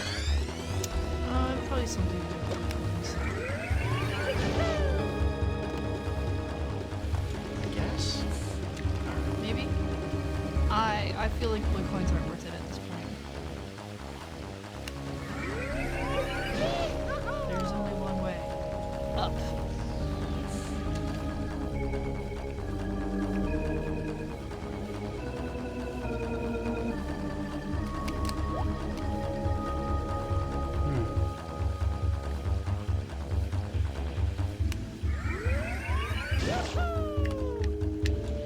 Okay.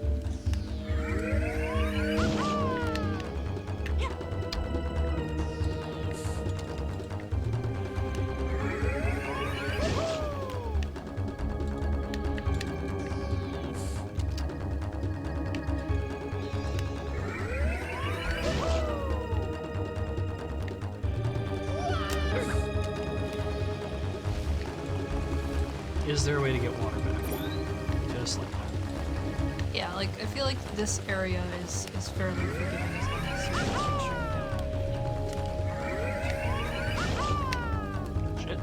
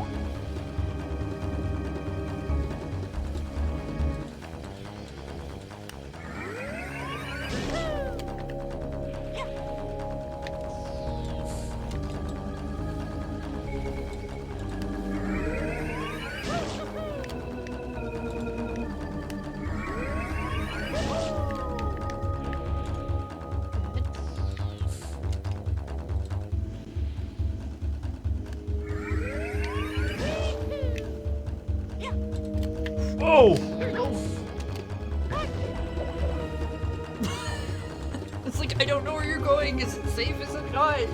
It's so, yeah. You're on a cloud. That seems safe.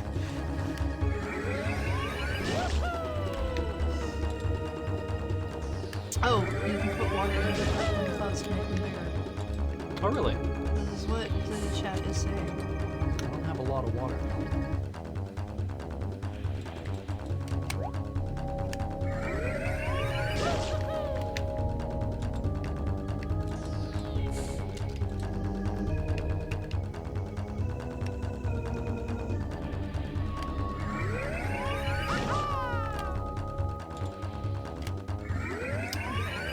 Fine. Wahaha! The water's great, hey, Junior? Unskippable! Is, Papa. Come on in, Mama Peach. So you can enjoy all that. I think not. Mario! You again? Don't you ever give up? Mario! How dare you disturb my family? It's like I just noticed him there. All right, dry hands. I mean, not exactly, but...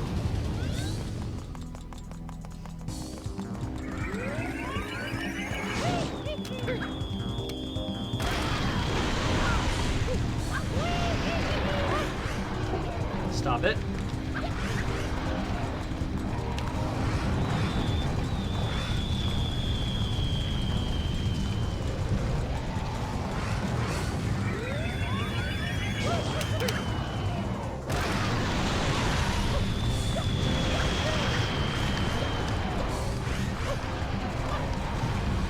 Why?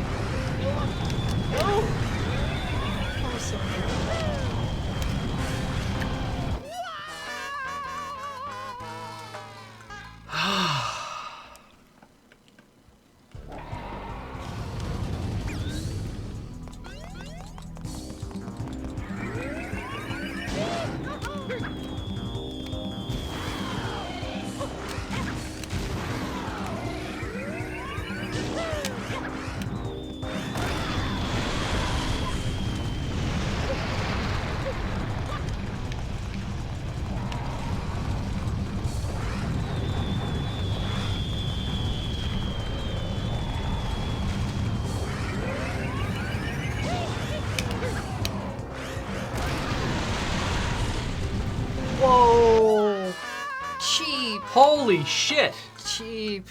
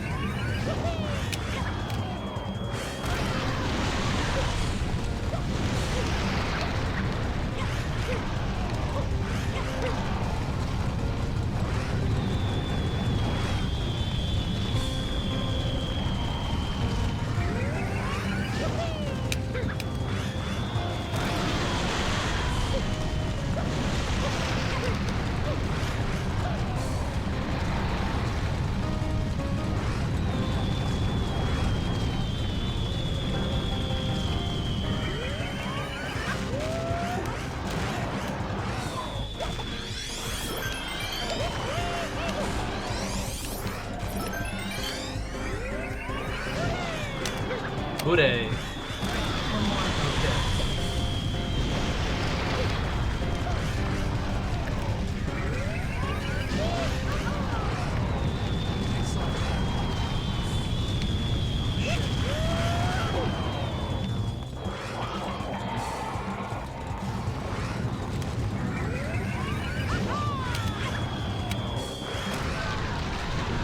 Okay.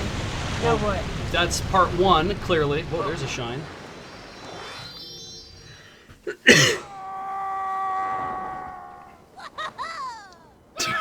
He sounds too happy. Yep.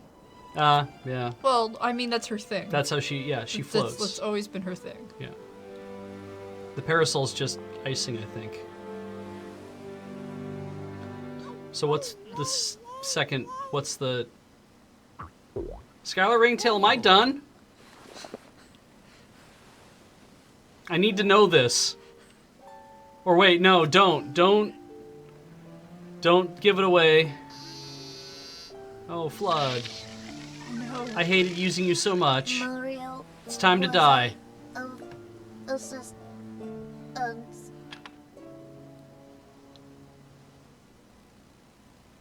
Don't ask me, I never beat it. Good to know.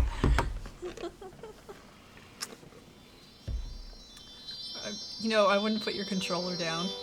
That's like No. that's like the way to get beat. Yeah, I'm gonna get... Just... Oh, wait. The Master Shine. And now nobody can see anything on the island. That shine was locked in the volcano for generations. The guy who sells sunglasses is gonna make a killing. He orchestrated this whole thing. Quick time event. Well, we lost. Junior, I've got something difficult to tell you about Princess Peach. You're a test tube baby. Not really my mama. No family resemblance. Someday, when I'm bigger, Make her my wife. I wanna fight that Mario again. And you do. Right, boy. Well put, son. The Royal Koopa line is as strong as ever. But for now, let's just rest a while. So corny. It's like So- it's like a cartoon. Yeah, this has to fit into one of the 3 timelines of the greater Mario universe. The one where he goes back in time but loses. So is this one for where he? So clearly we didn't do the one where he died. Hey! We have your backpack. The vacation starts now. Maybe give the backpack some water? Time for credits. Oh, look. They all go tightrope walking, slack rope walking, rather. Then he bounces on some, whatever that is. Then he bounces on the plane airplane. to fix it. Yep. Then he falls off? That's a thing that I did a lot.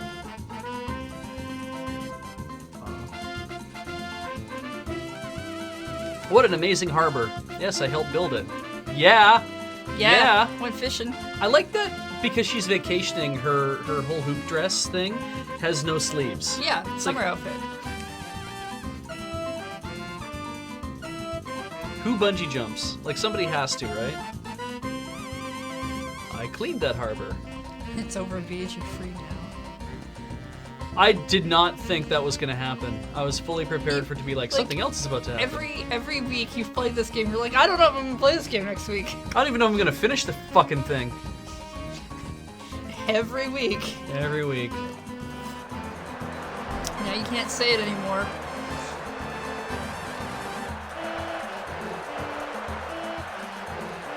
There's a large crowd of people there. They're all hooing to the thing.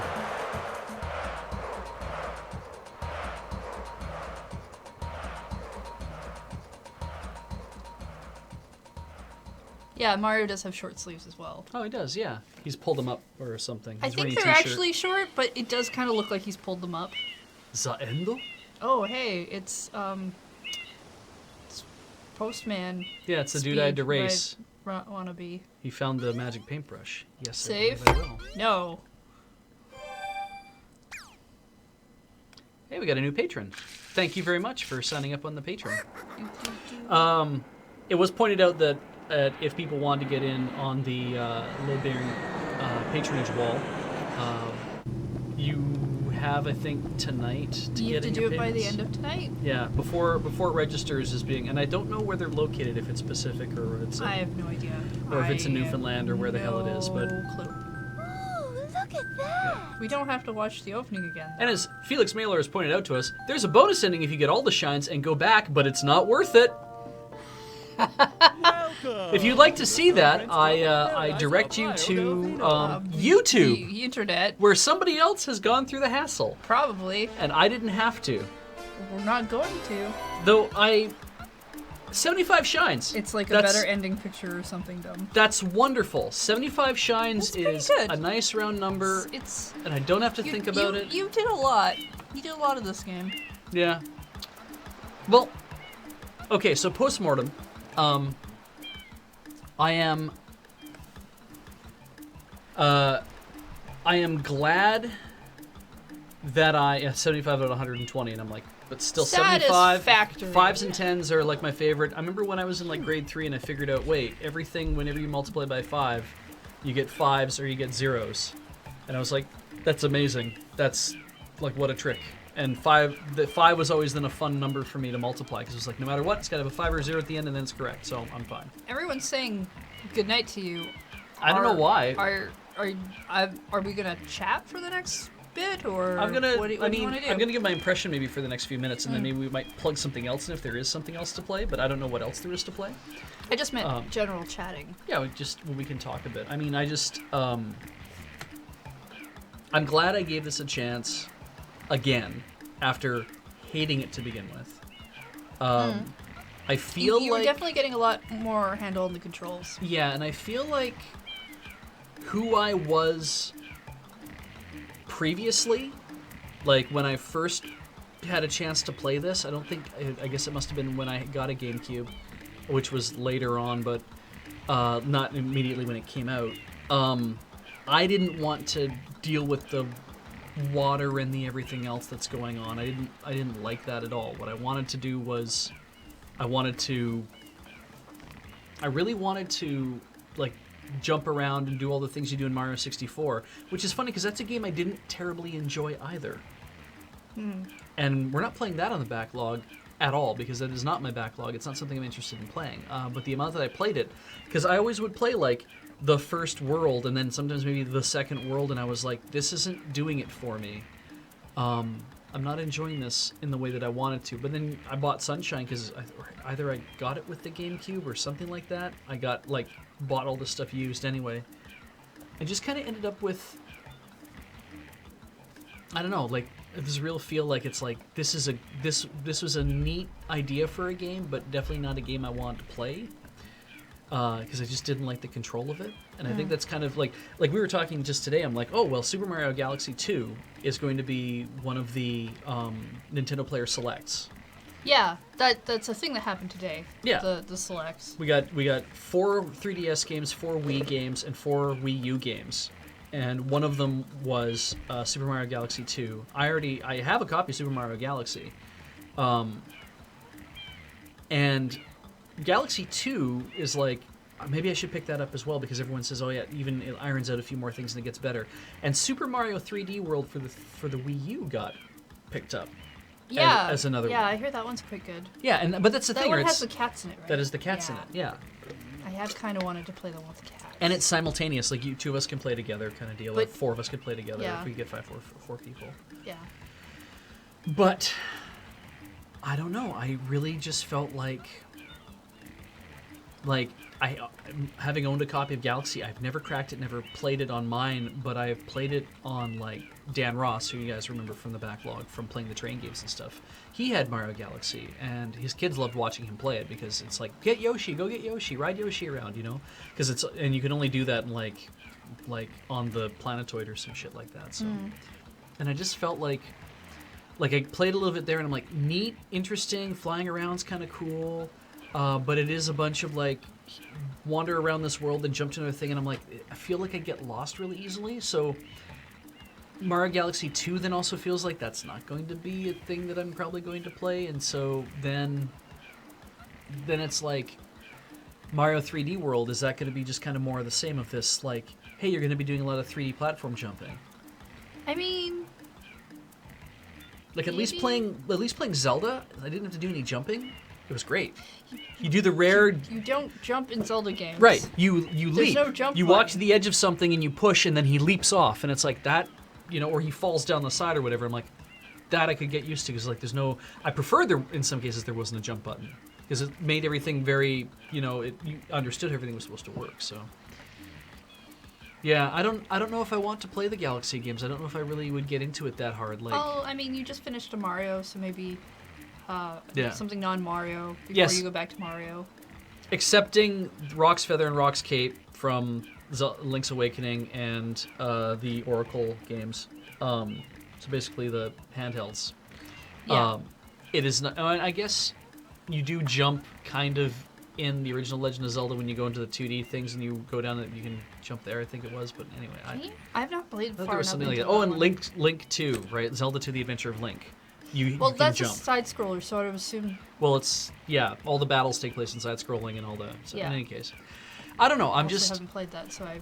yeah. As a 3D Zelda, it's like this is a Every Zelda game I've mostly played has been you don't really control jumping. You do jump, just not like with a button. yeah. I don't know. I don't know what's next in the backlog. There is some other stuff that Deku Scrub had the propeller jump thing, but that was like I mean, that's not pushing a button. That's going to a specific launch pad and doing a thing. and then having to float around until you land on the thing where you're supposed to go to, which is I thought was a very Also- fun way of working a way of here's how we're gonna get you to move up and stuff. Deku Scrub Link is super cute, but so Yeah. sad looking. Yeah. There were some people, I think, at MagFest dressed up as the Deku Scrub from Majora's Mask and as the Zora with the bone guitar. I have seen cosplays of the Zora. A lot of people really like doing the bone guitar part. Yeah. But, yeah, this game, while it was fun to do, and while, I mean, the ending here was actually quite a pain in the ass, does it mean that I want to play more 3D whatevers? I would like to play more Metroid Prime. Do I want to do Metroid Prime on the stream? No, I'll have a heart attack. Like, those of you who were here years ago, Jesus, oh my God. Years ago? Well, when I played I've some only been Metroid, streaming for like maybe 2 years. I played tops. played Metroid Prime on stream very, very early, just briefly, because I was like, I have a little bit of time to kill, so I'm going to do that. And then I did, and it felt like I have completely forgotten how to play this game because I couldn't even make it past the Metroids, right? And I'm like, I'm at the very end of the game. I'm like, I can't deal with this. I need to get better at the controls and stuff. And I'm like, Yeah, I think what you need to do is start the game from the beginning. I definitely don't want to do that. No. Hear me out. Start the game from the beginning. Play for like 5 or 10 minutes. And then just go back to your save. Like, make a second save file. Start again. Don't get rid of your first save. Yeah. Play a little bit until you get the controls down. Yeah. Hey, Suitably Epic, 26 months in a row. Thank you very much for the subscription. Does our hearts good. It's somebody who was there from the beginning, practically, Ooh, so that's yeah, cool. I guess that would be right. But yeah, I don't know. It's probably more of a thing of, pop that disc in, play a little bit of the very beginning of the game, get used to the controls when it's not punishing you. And then maybe if I get to a point where I'm like, oh, I'm really remembering this is all coming back to me. We had this talk like a couple weeks ago where he said I put Hyrule Warriors back into the Wii U. Yeah. And I went on a level that was way too hard because I couldn't remember how the hell to do anything. Lumlight. All I did was just go up onto an easier level so I could fiddle around with the controls and be like, oh, right, I remember. Thank you for your resubscription. Thank you, Lumlight. Subscribe. Lumlight. Thank you for your resubscription. We very well appreciate it. It is nice to see you here. I will words properly. Yeah, God, I actually don't want to open anything else to play anything else. That's what I'm saying. Just time to have a little bit of chill time. Talk to chat. Yeah. Maybe chat has something they would like to ask. Now that you're done with, unless you have more you would like to add about your games experiences. Yeah. I think I need to take a break from 3D Marios for a while. Well, you've been playing this one for like a couple of months now. Yeah. Well, I mean, I think. once a week. So there's that. Well, yes, but it's still a lot. Yeah, and then, I'm sure you'll figure out something for next week. Probably a palate cleanser, I have a feeling. I don't know what palate cleanser I want to do just yet. But I will consider it. It's nice that this is like at the very end of February. It's like, this ends off the month. Click, that cuts off. Anime talk? Oh yeah, things I'm enjoying this season. Actually, as a, because I'm probably not going to bring this one up at all. We're watching Girls Beyond the Youth Wasteland. Beyond the Wasteland, yeah. Yeah. Shoujo Tachi wa the I word like Koya is in it. it. Koya comes up a lot, but yeah. I like it a lot. Yeah, and I don't. I was watching, like, that's the thing. We started watching, and I'm like, oh, this could be interesting. Yeah, and then by the second episode, I was totally bought in. Yeah, and I was like, And okay, I'm still there. I think I can go along with this. The last 2 episodes we watched, 7 and 8, it was. I felt like I was just taking a nail to the side of my head. It just felt like a slog to me. I'm glad you're enjoying it. Yeah, a lot. Yeah. It doesn't feel slow to me at all. Yeah, but no, it's not like it feels slow. It feels like I'm having, like, maybe it's not a nail, but it feels like a rock is like kind of just being ground against another rock, which is my head. It's just like, you've seen this before. You know you have, right? And I'm like, I know I've seen this before. Where have I seen all this before? And it's just like, I don't like this. I'm like, yeah, I don't like this. Oh, okay. Because that's how I feel about Takashi Kashi. I know. You like watching that. I really like Dagashi Kashi. I'll admit that some of the later episodes are not as bad as some of the earlier ones. Yeah. Like the festival one that we just watched. It was really cute. I enjoyed to an extent. Yeah. I still would have preferred not to maybe have seen it, but it was okay. Yeah. Though the part where they So, characterize have candy that. apples as a Christmas thing in America, I was kind of like, That I feel is weird, Yeah. but maybe it is, and I just don't know. yeah. That I got don't me. I know. was kind of, because then I was like, no, it's not. It's a celebration thing. And you said, well, it's a Halloween thing. I'm like, Well, I mean, right. it's typically when I see candied apples, Yeah. but I also have seen stores that sell candy apples all year round. So, Omega Lyron's asking somebody, but maybe us. I don't know. What would you suggest the best jump in season? for Sentai?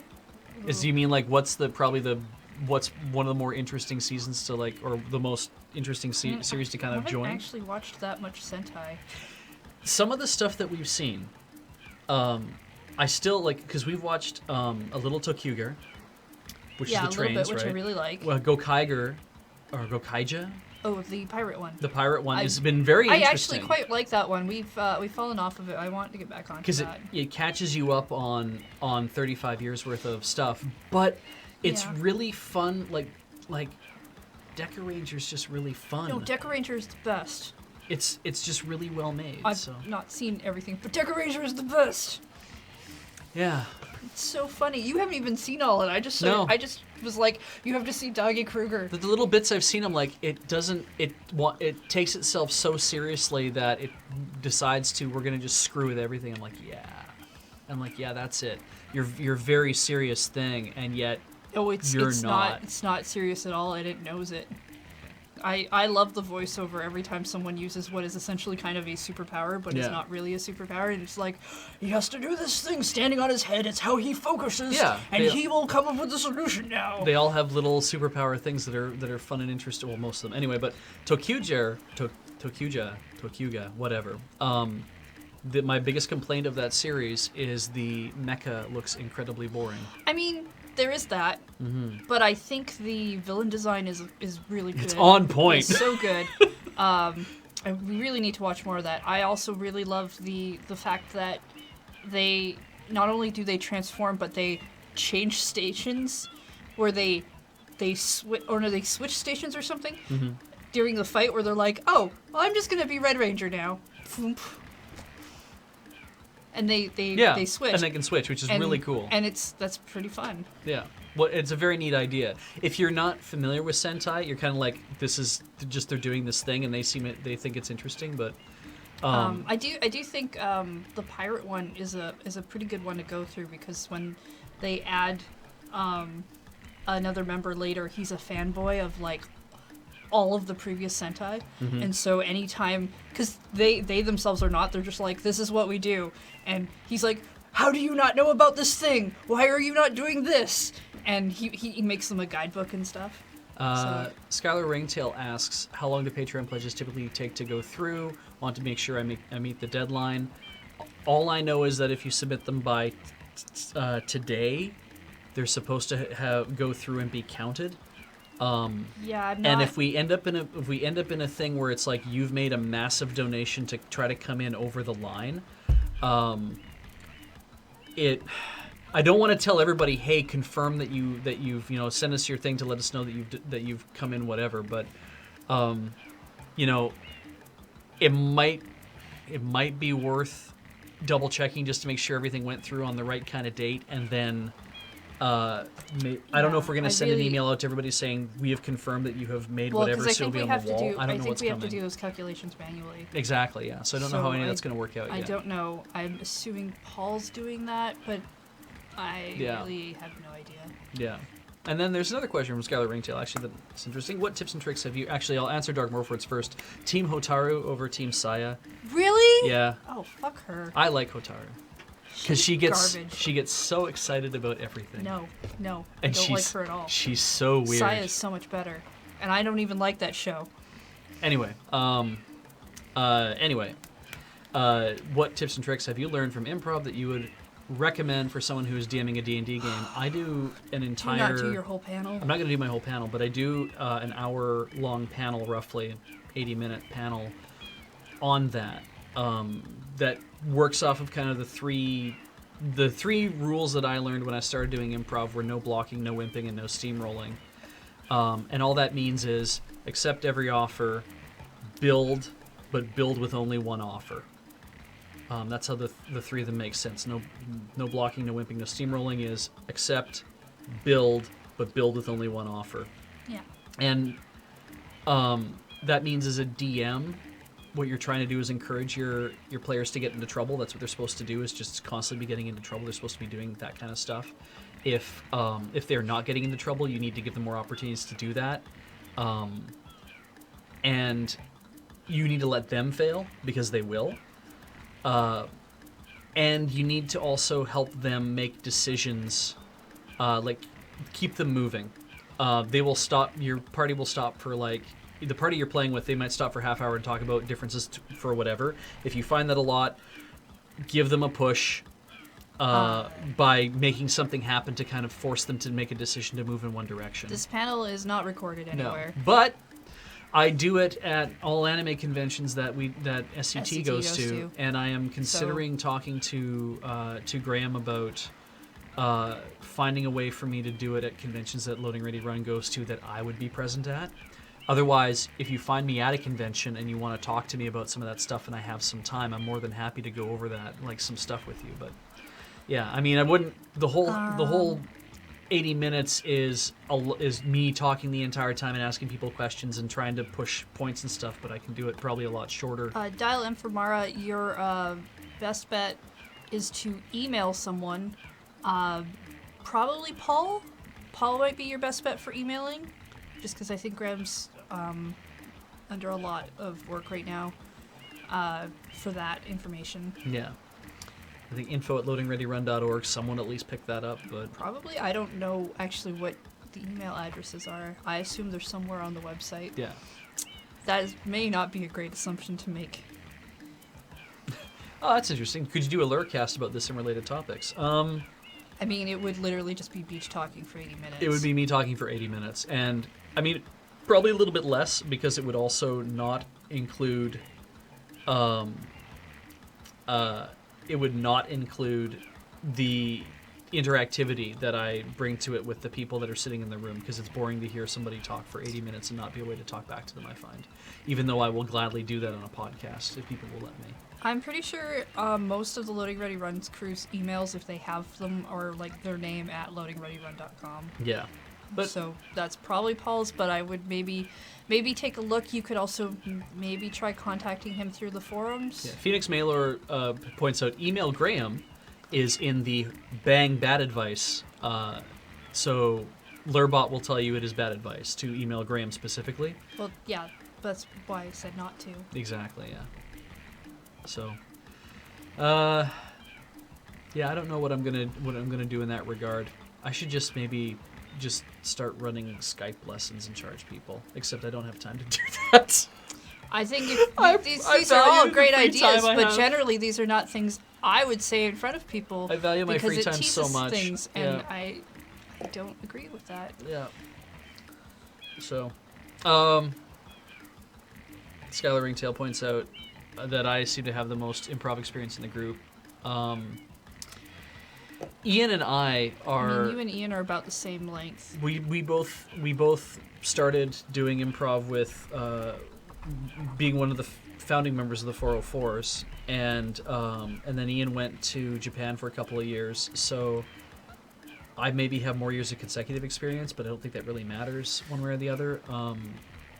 We still do an awful lot of it. So yeah, we is it something I think Ian would want to talk about in a podcast? I don't know. It's something I wouldn't mind. It's a topic you could definitely put forward as something to talk about. Yeah, if we were for always... a Lurkcast. I mean, they're always looking for topics. We're always stuck for a Lurkcast. I really should just say to Graham, if we ever get a chance to go to a con and you want me to come for whatever reason, here's my submission for this. Or maybe I have to do it when we go to... I should just submit it for PAX Prime and see if it gets picked up.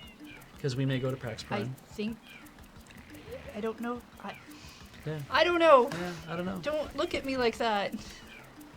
I don't know. It's just not... Dear oh dear.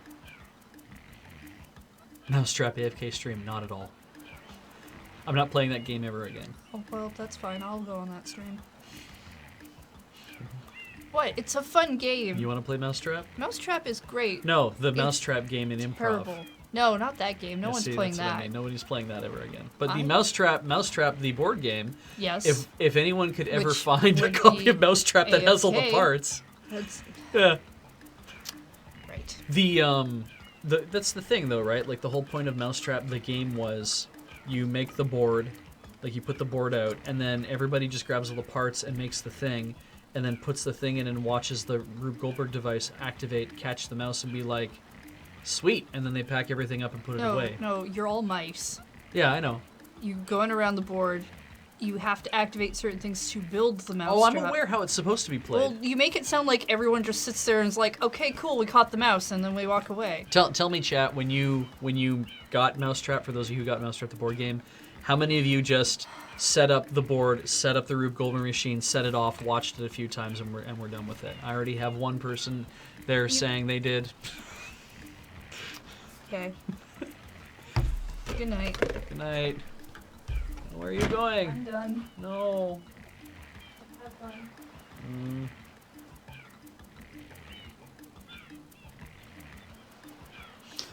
Yep.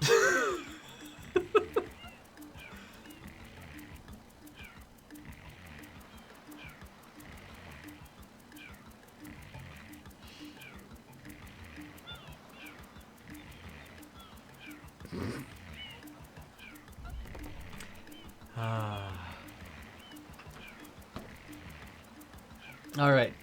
Well, Mario's asleep, and Heather's already gone for the night. So I guess that means it's time for After Dark Beej's Backlog. Anyway, do that back up. I don't know. We should probably wrap for the night. I think that makes sense. It was a lovely time seeing you guys, and I will. I am going to. Hang on. I'm going to turn this down a bit. The chat misses you and wants you back. They're specifically requesting you to come type to them while I talk about my bullshit. I know, not for me. Because I like them. It's true. Right now, you definitely like them better than me. I'm going to type over here. Oh, you can do that? Yeah. Oh, yeah, you've got... chats are open I've got- everywhere. yeah. Oh my god, I've got 4 of them. Did you not notice how awesome I set up chat this No, evening? I didn't. It surrounds you. It's on her screen. It's in front of me. It's over right there, next to it's me, also over and it's there. also being duplicated on the screen over there. We You have 4. cannot There's one not behind see there that I chat. can't see. So Yeah. that's the only one I can't see of chat. So Chat is everywhere. yeah, and they love you and so they're much. watching you. All right. Of course they like me. I'm one of the nicest people in the world. Is there anything else we're So I'm watching this told. season that's Active Raid? Active Raid is okay. I enjoy most of it. There's an episode that involves poker is wrong and awful. Right. And if you watch it, you will understand why, because it's not actually poker. It's like a complicated game of 21, and they keep making all these comments like, oh, look at your amazing skills. Skills. Oh, you can't beat me. And I'm like, you have no control over your cards. What skill? There is more control over what you're doing in the weird Yu-Gi-Oh! Friend deck than there is in this game that you keep calling a game of skill. It's like a robot who, like, deals out a card and Puts says... one card next to each other. And he's like, here's all your cards. These are the cards you like, get. Yes. You can't... No. Nobody says a thing about, I'll hold 3. Like, nobody even looks at their friggin' cards, it looks like. It's madness. It's like, this isn't a card game. Yeah. It's just sitting down and watching somebody... If you could put 2 people in front of a thing, give them 5 cards each, and then say, okay, which one of you is going to win? Annoying. It's so dumb. The worst. Otherwise, you should be watching Erased, because it's awesome. Yeah. Grimgar is really good. Yeah. Warning, it does deal a lot with the emotions of going through loss. Oh, yeah. Of a friend and death and stuff. And so, while I think it handles it really well, and it has a great art style. Yeah. If you It's are very pretty. Very, very sensitive, because maybe that's not a great thing to watch right now, maybe you shouldn't. Yeah. But it's a really good...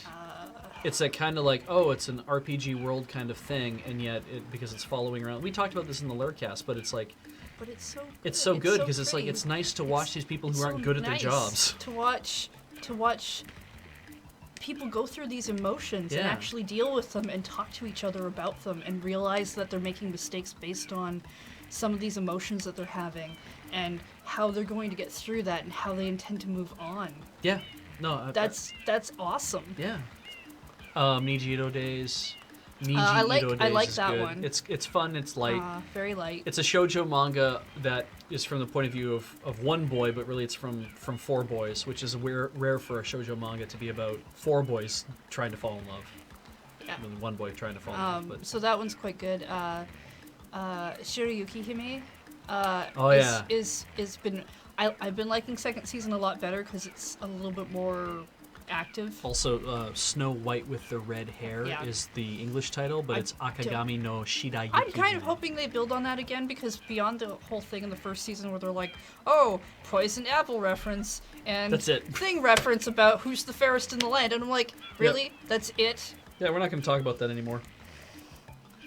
That's all you're gonna do? I mean, the fact is, it's a good show. I like it. She is kind of the fairest in the land because everybody's after her because she's the only one with red hair. Right, so... she's not the one who makes that comment. That's a good point. It's Prince Raj, and it's more in that offhanded, see, we're making a reference kind of thing. That's fair, It's not really even a plot point. But it's super good. So there's that. What else are we watching? We're watching other things. Yeah. Did you want me to go through all Yes, of them? I want you to go through all of them. Okay, well, we're watching Kindaichi Hajime Returns. The Basic detective show. Yeah, the second season. Good if you like detective tropes. Yep. Otherwise, it's gonna suck. Yep. Assassination Classroom, second season. I like that show. Everybody should watch it. The end. Yep. Let's see. We said Erased. We said Grimgar. Konosuba. I'm building up a backlog of those because I'm not convinced That's the other... That's the comedy RPG one. Right. I think that one's garbage. Yeah. But... I don't think it's... We've finally gotten through all the character setups, so I don't think it's terrible, but I certainly don't think it's... I think if it's one of those turn your brain off and try to just let it roll over you. It's probably fine as far as comedies go. I don't like it. And I might watch more of it. We'll see. We have a few more episodes waiting for that. QRS. I've already talked about Shoujo Tachi is the Wasteland one. TUV. We're downloading Utawareru Mono, but you're not watching it yet. Yeah, I wanted to watch the first one so I can compare it to this one, and I haven't had time. Yeah. My time has been oddly taken up by video games for streaming. Kindaichi Hajime no Jikenbo is the name of the detective show. It's one of the most famous boy detective things, teenager boy detective shows in Japan. It's been running for it has all the tropes. It has the locked room thing happens a lot. The I am the grandson of the my grandfather is this great detective, and so practically every episode I swear that I will solve a case on his name. Well, it's his catchprise. He says that before he says, "I know who it's going to be." Like he says, "I swear on the name of my grandfather." It's like, but it's that same trope where it's like people come up to him and they find out who his grandfather is, and they're like, "Oh, well, clearly you will be a great detective." They pay him no respect. This fucking kid. They hate him so much, right? It's like this 15, 16-year-old boy. It's like, I don't give a shit about you. And then all of a sudden he drops somebody will drop a thing. He won't anymore, but somebody will drop a thing saying, that's the son of Kindaichi, the great detective. And they're like, whoa, what? You know, everybody in Japan has heard of this guy, right? And so it's hilarious. That's why I like the trope. It's dumb, but it's funny. We're not watching Dimension W because the summary seemed too much like it was Giant Robo. So I was like, I don't care. It's probably good. Maybe it's not. Not watching Luck and Logic. I was going to watch it because I heard that Luck and Logic, there's like a companion series about it that's about people in like a high school playing the Luck and Logic card game. And I was like, oh, okay, so maybe the show itself is also about people playing the card game or doing whatever. It's like, no, it's actually literally about this thing. So this question's been asked a number of times. I am going to answer it. We've been married for 5 years. Yep. Now, just over 5. I don't know what kind of relationship advice you would want. I don't like giving out random things because I don't think relationships are stuff you can just say, oh, we'll just do this and everything spackle this stuff together. Having some common interests is great, and then having some interests that neither of you have is good too. Things that are different. Well, because it's really sometimes if we do things too often together, then it's like, well, I have nothing to talk to you about now. Yeah. But I like the fact that Heather does a lot of crafting because I don't. But I think it's interesting too. I like the fact that you will stare at what I'm doing instead of just asking me what I'm doing. Just as if you will solve this puzzle. Like I'll figure it out. I'll figure out what's going on. Or sometimes it's fascinating to watch you crochet. And but yeah, that's if you have a few things that you have in common, that helps a lot. And then the other thing they say, Dan Savage this is actually probably the best relationship advice I've ever heard, and it drives me up the friggin' wall every time I think about it. But it's true. Dan Savage says there's such a thing in a relationship as the price of admission. And as an example, you come home every day, and your spouse, your partner, really, doesn't even have to be a spouse, but your partner has left their socks in the middle of the floor.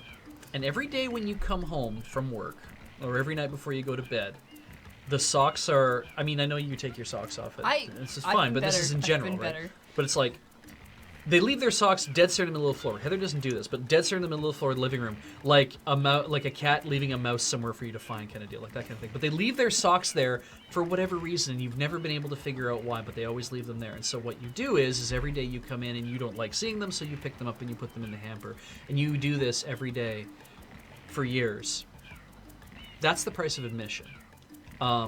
People are going to have things that are going to get on your nerves in a relationship. And part of the price of admission of being in a relationship is understanding that those things that get on your nerves, you can talk to each other about, and maybe it's something the other person can change or do different or adapt themselves to. But you don't get to unilaterally say you can't do this anymore. You can compromise and say there's a thing that you hate that I do, so I will try not to do that thing, and then if you try not to do the other thing, and then we will both work on this together, and we'll both try to grow and change the people. That's good too. It's a thing. It's like, here's a small irritant. Yeah. Is it worth getting angry about? Yeah. Is it worth talking about? Probably. Yeah. It depends on where your relationship's at as well. I'm a pain in the ass of a lot of things. Like, I like to put the sheets, I make the bed, and I like the sheets to be on the bed a certain way, and so I do that all the time, and Heather sees me do that. And it's like, she deals. She's like, I don't see why you do this all the time. It's like, it drives me up the wall if I don't do it, so I have to do it. And I'm sure I have all my little, like, pain in the ass things that I do, leaving things out in places where they shouldn't be, or putting stuff in a certain place, or doing things a certain way, or like when we had a dishwasher, coming behind you after you'd load the dishwasher, and then I would straighten all the dishes out to be the way that I want them loaded in the dishwasher. That's it's the thing that you do that really annoys me is when I'm in the middle of washing dishes where you decide to help by piling more dishes into the area that I'm taking them out of when I have a system that I am using, and you are destroying my system of order. But you're being helpful. The price of admission is that you're going to run across these little things where they're not the things where you say it's worth ending a relationship about this. No. It's not worth causing havoc in the relationship about this. If it's something you can talk to your partner about because you're like, this is causing me an issue or it's frustrating me or whatever, then that's fine. But also you have to understand that anytime you do things like that, you have to also be prepared to let that just go. Those kind of things. And picking up somebody's socks in the middle of the floor or straightening somebody's shoes every time you come in or something like that, or hanging their coat up or doing whatever. I don't know why it's always things that I do when I get home, but there we go. I'm thinking about, like, I hang my coat up when I get home. I straighten my shoes at the front. That's part of the routine that you do. We all have our routines. Yeah. But that's the price of admission of being in a relationship. The little irritants that you can look beyond because you love the person so much. Tell them a nice thing every day. Tell them that you love them. Tell them that they look nice. Yep. No matter what. She looks real good in this hoodie. And have you seen this new rose? This thing is so nice. It's really pretty. Yeah. That was done for you by... her name is Catherine. Yes. Because I found it. I found her name. She didn't put her name on the thing, but I found it. She's on Etsy. It's like Magnolia Fern, I think. Okay. I tweeted about it. It's on my Twitter. It was a lovely gift that when I was at MagFest, I believe I missed them at the booth initially. And so I came around and Graham said, this was dropped off for Heather. And I'm like, I will make sure it goes home so Heather gets it. So, and I really like it. It's super pretty. Yeah, it's really nice. We should sign off. Okay. I will talk to chat in the chat. Okay. I will answer this question. As we all know, this has been Beej's Backlog. I'll turn that up just a hair. This has been Beej's Backlog. Thank you for joining us tonight here on Loading Ready Live here on Twitch TV. Next show coming up is... Rhythm Tuesday this week, but it's actually going to be on a Tuesday, and we're starting with Persona 4 Dancing All Night this week. That should probably take us a couple weeks to do. Heather's Handhelds is now being moved to Wednesday for this week. Ian can't be around on Wednesday, and so we've done the switch. Just a switch. So it'll most likely go back to normal. We'll see how it all works out. But that's with Heather Deary and Ian Horner, and that's tomorrow at 12 p.m. Pacific, 4:30 Newfoundland. If you like the show, please subscribe to the channel, because so many people subscribe to the channel. Thank you so much for doing that. And that gives you the nifty perks of all the things you get in the chat, like emotes and whatnot. It's good for us because we are supported financially by your generosity. So please subscribe to the channel. But follow the channel even. You can just follow. And that gives us numbers and lets us know that you love the channel and you want to hear from us when we go online, because we will let you know. You'll get a notification when we go online. You might also want to check out loadingreadyrun.com. Loading Ready Run, that's us. We're an internet sketch comedy troupe. We've been doing this for like 13 years now. There's all sorts of funny stuff linked off our channel, to our YouTube channel, in fact, and you'll find 11 years worth of weekly sketches. You will also find Crap Shots, our 0 to comedy in 60-second little sketchlets. There's also Feed Dump, our weekly weird news of the week. And we also do Friday nights. Yes, Loading Ready Run still makes Friday nights, and Friday nights is hosted on the Wizards of the Coast YouTube channel for Magic the Gathering, because it is about Magic the Gathering, and we do it for Wizards of the Coast, so they host it there. So please go check out their channel to see that. Also, we do other things like podcasts. Tap Tap Concede is about Magic the Gathering. The Lurkcast is about everything that's not Magic the Gathering. Magnum Rewatch, where Graham and Kathleen rewatch episodes of Magnum PI. That's on hiatus briefly. It should come back sometime in the future. There is Corrector's Commentary, where Alex and Cam watch movies they've enjoyed or that they haven't enjoyed, and they comment on them. There's also Fight the Future. Paul and his brother Dan, they talk about dystopian young adult fiction settings, and then they determine their place within that fictional setting and what they would be doing if they lived in that setting. And there is Quirpline. Quirpline is my favorite because I'm in it. And Quirpline is a radio show, 15 minutes roughly, for a fictional town called Innsbruck, set in the world somewhere. We're not sure exactly. And it is super funny. A lot of people really like it. I really love making it. I hope that you all go and listen to it or watch it. That's on the YouTube channel as well, but it's also on iTunes. You can get all of our podcasts on the YouTube channel. You can also get them on iTunes as well. And we got a whole bunch of stuff like cooking up here, things that come out of the mystery box. All that stuff is funded by you. It's for you, our fans, our Patreon patrons. So go to the Patreon, patreon.com/loadingreadyrun, and kick in some money there. There is also Patreons for Alex. Alex Stacey has a Patreon, and you can go to voxlunch.tumblr.com to check out his Patreon. Also check out his new webcomic, Dregs. I guess it is a webcomic because it's being published on the web, but it's his new comic, Dregs. He's doing this. He's publishing it on, he's republishing it on his Tumblr currently, but he also has a separate Tumblr set up for it now. And I think if you get into his Patreon, you can see the pages early. Which is fun. And Featherweight has a Patreon as well. Featherweight is the cartoonist emeritus of the official Loading Reader and webcomic Stolen Jokes, hosted on stolenjokes.tumblr.com. Or is it stolenjokescomic.tumblr.com? stolenjokescomic.tumblr.com, pardon me. As for me, you can find me doing things at conventions with my improv comedy troupe, Synaptic Chaos Theater. We did a show recently at the University of Victoria for KinoCon, and that was a lot of fun to do. We do other shows throughout the year. We are working on coming to OdaFest, this year being held at the TELUS Convention Center in Calgary, Alberta. That's over the July 1 weekend, so it is over Canada Day weekend. Come enjoy Canada Day with all of us in SCT, or most of us in SCT anyway, those of us who will be around.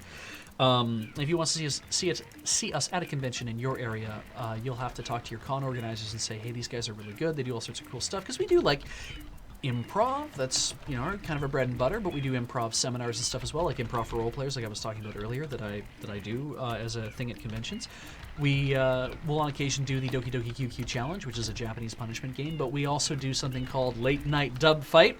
And Late Night Dub Fight, 4 words, is done. It is a thing hosted by Ian Horner. It is his show, and he has SCT members on it to voice anime and games and like clips of stuff that we don't know what's coming up, and then we just voice that stuff completely unbidden. And from time to time, he also has members of Loading Ready Run show up. He also has guests show up from time to time. In fact, the one that we just did at MagFest, Dan Floyd from Extra Credits was on the panel with us. He did a hell of a job. He really knocked that out of the park. So those are going up over time onto the Late Night Dub Fight website, and you can catch them all there. He'll also post them in the Twitter as well. Loading Ready Run also does conventions as well. We don't always, if like we did MagFest, and so we were able to do Late Night Dub Fight there. So if you want to see Loading Ready Run at a convention in your area, again, talk to the con organizers and say, we would love to see Loading Ready Run there. If you were at a con that we were at, write the con organizers and say, it was great to see them there. We'd love to see them again next year. It was so fun having them around to do stuff. They also do a panel now called Late Night Dub Fight. It would be fun to have that too. You have more power than you think with con organizers, because a lot of times they don't know who to bring in for guests, but if they have requests, they will do their best to see if they can meet those requests, because a lot of times it's like, who are we bringing in this year? We're bringing in a Japanese guest, we're bringing in this voice actor, we're bringing in this game designer, and then a lot of times it's like, well, who else are we going to bring in? It's like, oh, well, we got 5 or 6 requests for this group. Well, let's bring them in. So that's how that goes. But that is it for all the advertising. We will see you next week on Beej's Backlog. Thank you for tuning in. Will we come to Australia? I would love to go to Australia. That's super expensive. Trust me when I say everybody at Loading Ready Run, I think would love an opportunity to come to Australia to do a convention there, be it PAX Australia or something else. See, it works great. We could go to Australia. Then, instead of just flying back, we take a side trip to Japan. Yeah. And then come home. Yeah. It'd be really nice. That would be nice. I would take a hell of a vacation for that. Even if we put like an extra 7 days aside just to go to Japan once we're over there. Yeah. I would still do We that. don't have to go as intense as our first Japan trip. We do not go to San Diego Comic-Con as a rule. It is a very, very big con, and here's the funny thing, is that, I mean, as a general rule, it's not something we've sought out recently. Yeah, that's true. Yeah, so, I mean, if there were people there who were like, we would like to pay your way, not fans specifically, generally the convention will do that kind of thing, but it's like, we would like to see you guys out at X event, so we're willing to pay you to get out there. That's always the big thing, right? Like, to travel, and accommodations are the two biggest things. And you can't be like a Greyhound bus and billeting at somebody's house. It doesn't work. Basically, it's flights, and I spent 10 hours flying home from Baltimore. Balmore?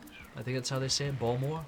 I spent 10 hours flying home from there, so putting me on a cross-country bus trip is not the answer. My neck was really, really sore even flying home, so. Look at you. Did you take a travel pillow? I did take a travel pillow. Did you use the travel pillow? No. I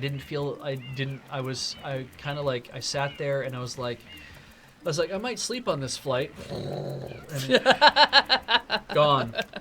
Gone. I might sleep soon. Sleeping 10 seconds later, dearie. Yeah, that's hard for me. A lot of times I've had insomnia for months, and or not really insomnia. You say that, but when you go to bed, it's not really insomnia. And you're like, oh yeah, I'm totally never gonna sleep. You fall asleep with your phone in your hand, dude. Yeah, I generally do. It hits me in the face. You fall asleep faster than you think. I do now. That's true. Always use the neck pillow. It's a good idea, Dahlia and Mara. I always put it in my bag. Dumb idea. What I should do is that when I'm traveling, I should put it in my coat pocket so that when I get on the plane, it's like I can pull it out, I can blow it up, and I can put it on. What I do is I bring my headphones with me. I mean, that's always good. And I should really put those on at the beginning of the flight. You've started taking... But it's funny because I have full-on headphones. When we got on the plane, Graham did not know, and Ian, I think, forgot that I have a tin. I have a big round tin for chocolates that I keep my headphones in because it keeps them safe, keeps them getting banged around stuff and whatnot. And they fold flat. So what I do is I take them out of I pop the tin open, makes a lot of clang clang clang clang. I pop the things open, put them on my head, put the thing back together, and slide the tin back. And I'm doing this, and then just when I'm done doing it, I realize, and I turn to the side, and I look across the aisle, and Graham and Ian are just both staring back at me like, what in God's name are you doing? You didn't tell me about that. Yeah. So. You've started taking earplugs with you for conventions, yeah, right? Generally we'll have earplugs. To wear on the convention floor. Yeah, but I generally forget them. Yeah, but that's when you take them, you're not taking them. Like, a lot of people will be like, oh, I'm rooming with someone who snores, so I brought earplugs. Yeah. But seriously, if you have a problem with crowd noise, and crowds in general, and maybe the noise is also a thing, get some earplugs. Wear them when you go out. It makes a much better experience. I'm actually thinking of getting some, probably paying like $20 and getting like a more fitted pair that can filter out a lot of like overall background hiss and stuff. Because if someone's talking right to me, they can do that, and I'll come out from behind the table and talk to people. But it's like when I want to be able to like walk out and be like, oh, I have these things in and be like, no, talk to me. I can hear you. I had such a hard time on the floor this time. I would be sitting here like this, cupping my ear and being like, I am listening to you. I am trying to hear everything you're saying. And then we were flying home. I said to the guys, I'm like, we're sitting at the table like, did any of you have a problem hearing people? And both of them like, oh yeah. I'm like, oh, thank God. I thought I was going deaf. Like I thought I was losing my hearing because I was having a hard time picking out everything. And they're like, no, we have a hard time hearing them too. And you just have to ask them to repeat themselves or whatever. I'm like, I will do that. But I mean, I also feel like I want to be able to hear you the first time. So. That's so hard though. Have you never interacted with someone who clearly has a hard time saying stuff? Yeah. And then also been a person who has a hard time asking someone to repeat stuff because once you've asked them like twice, you're just like, now I feel bad because I can't hear you. Yeah. And I don't think it's your fault. It might be my fault. Well, and as we discovered, MagFest, they put us in a great big hall, like a convention center basement hall, which is probably about 50 feet to the ceiling kind of deal. And it's divided with the sliding room dividers that are open. They have a couple openings in them so you can move back and forth between all the rooms. But they had an entire arcade on the other side of us, and it's like bishy-bashy. It's like and people playing DDR and stuff and thump thump thump thump thump, and so it creates like a din next door that's just gonna like. Oh, I know. I've been in some artist alleys where people have tables and they decide that the best way to attract people or do things is to have music playing that they really like that's really loud, and when you have enough, I mean, you only need one to do it, but when everyone starts to do it, you can't hear anyone. Yeah. It's loud, it's annoying. You get people who decide that they will not only depending on the song, that they will stop and do the dance that goes with the song in the middle of the hallway. Yeah. So it's uncomfortable. Sparky 3920. Thank you very much. We had a lot of fun helping you guys pull that crab shot together, and I believe everybody back at home had a lot of fun making it. Was great. Yeah. And we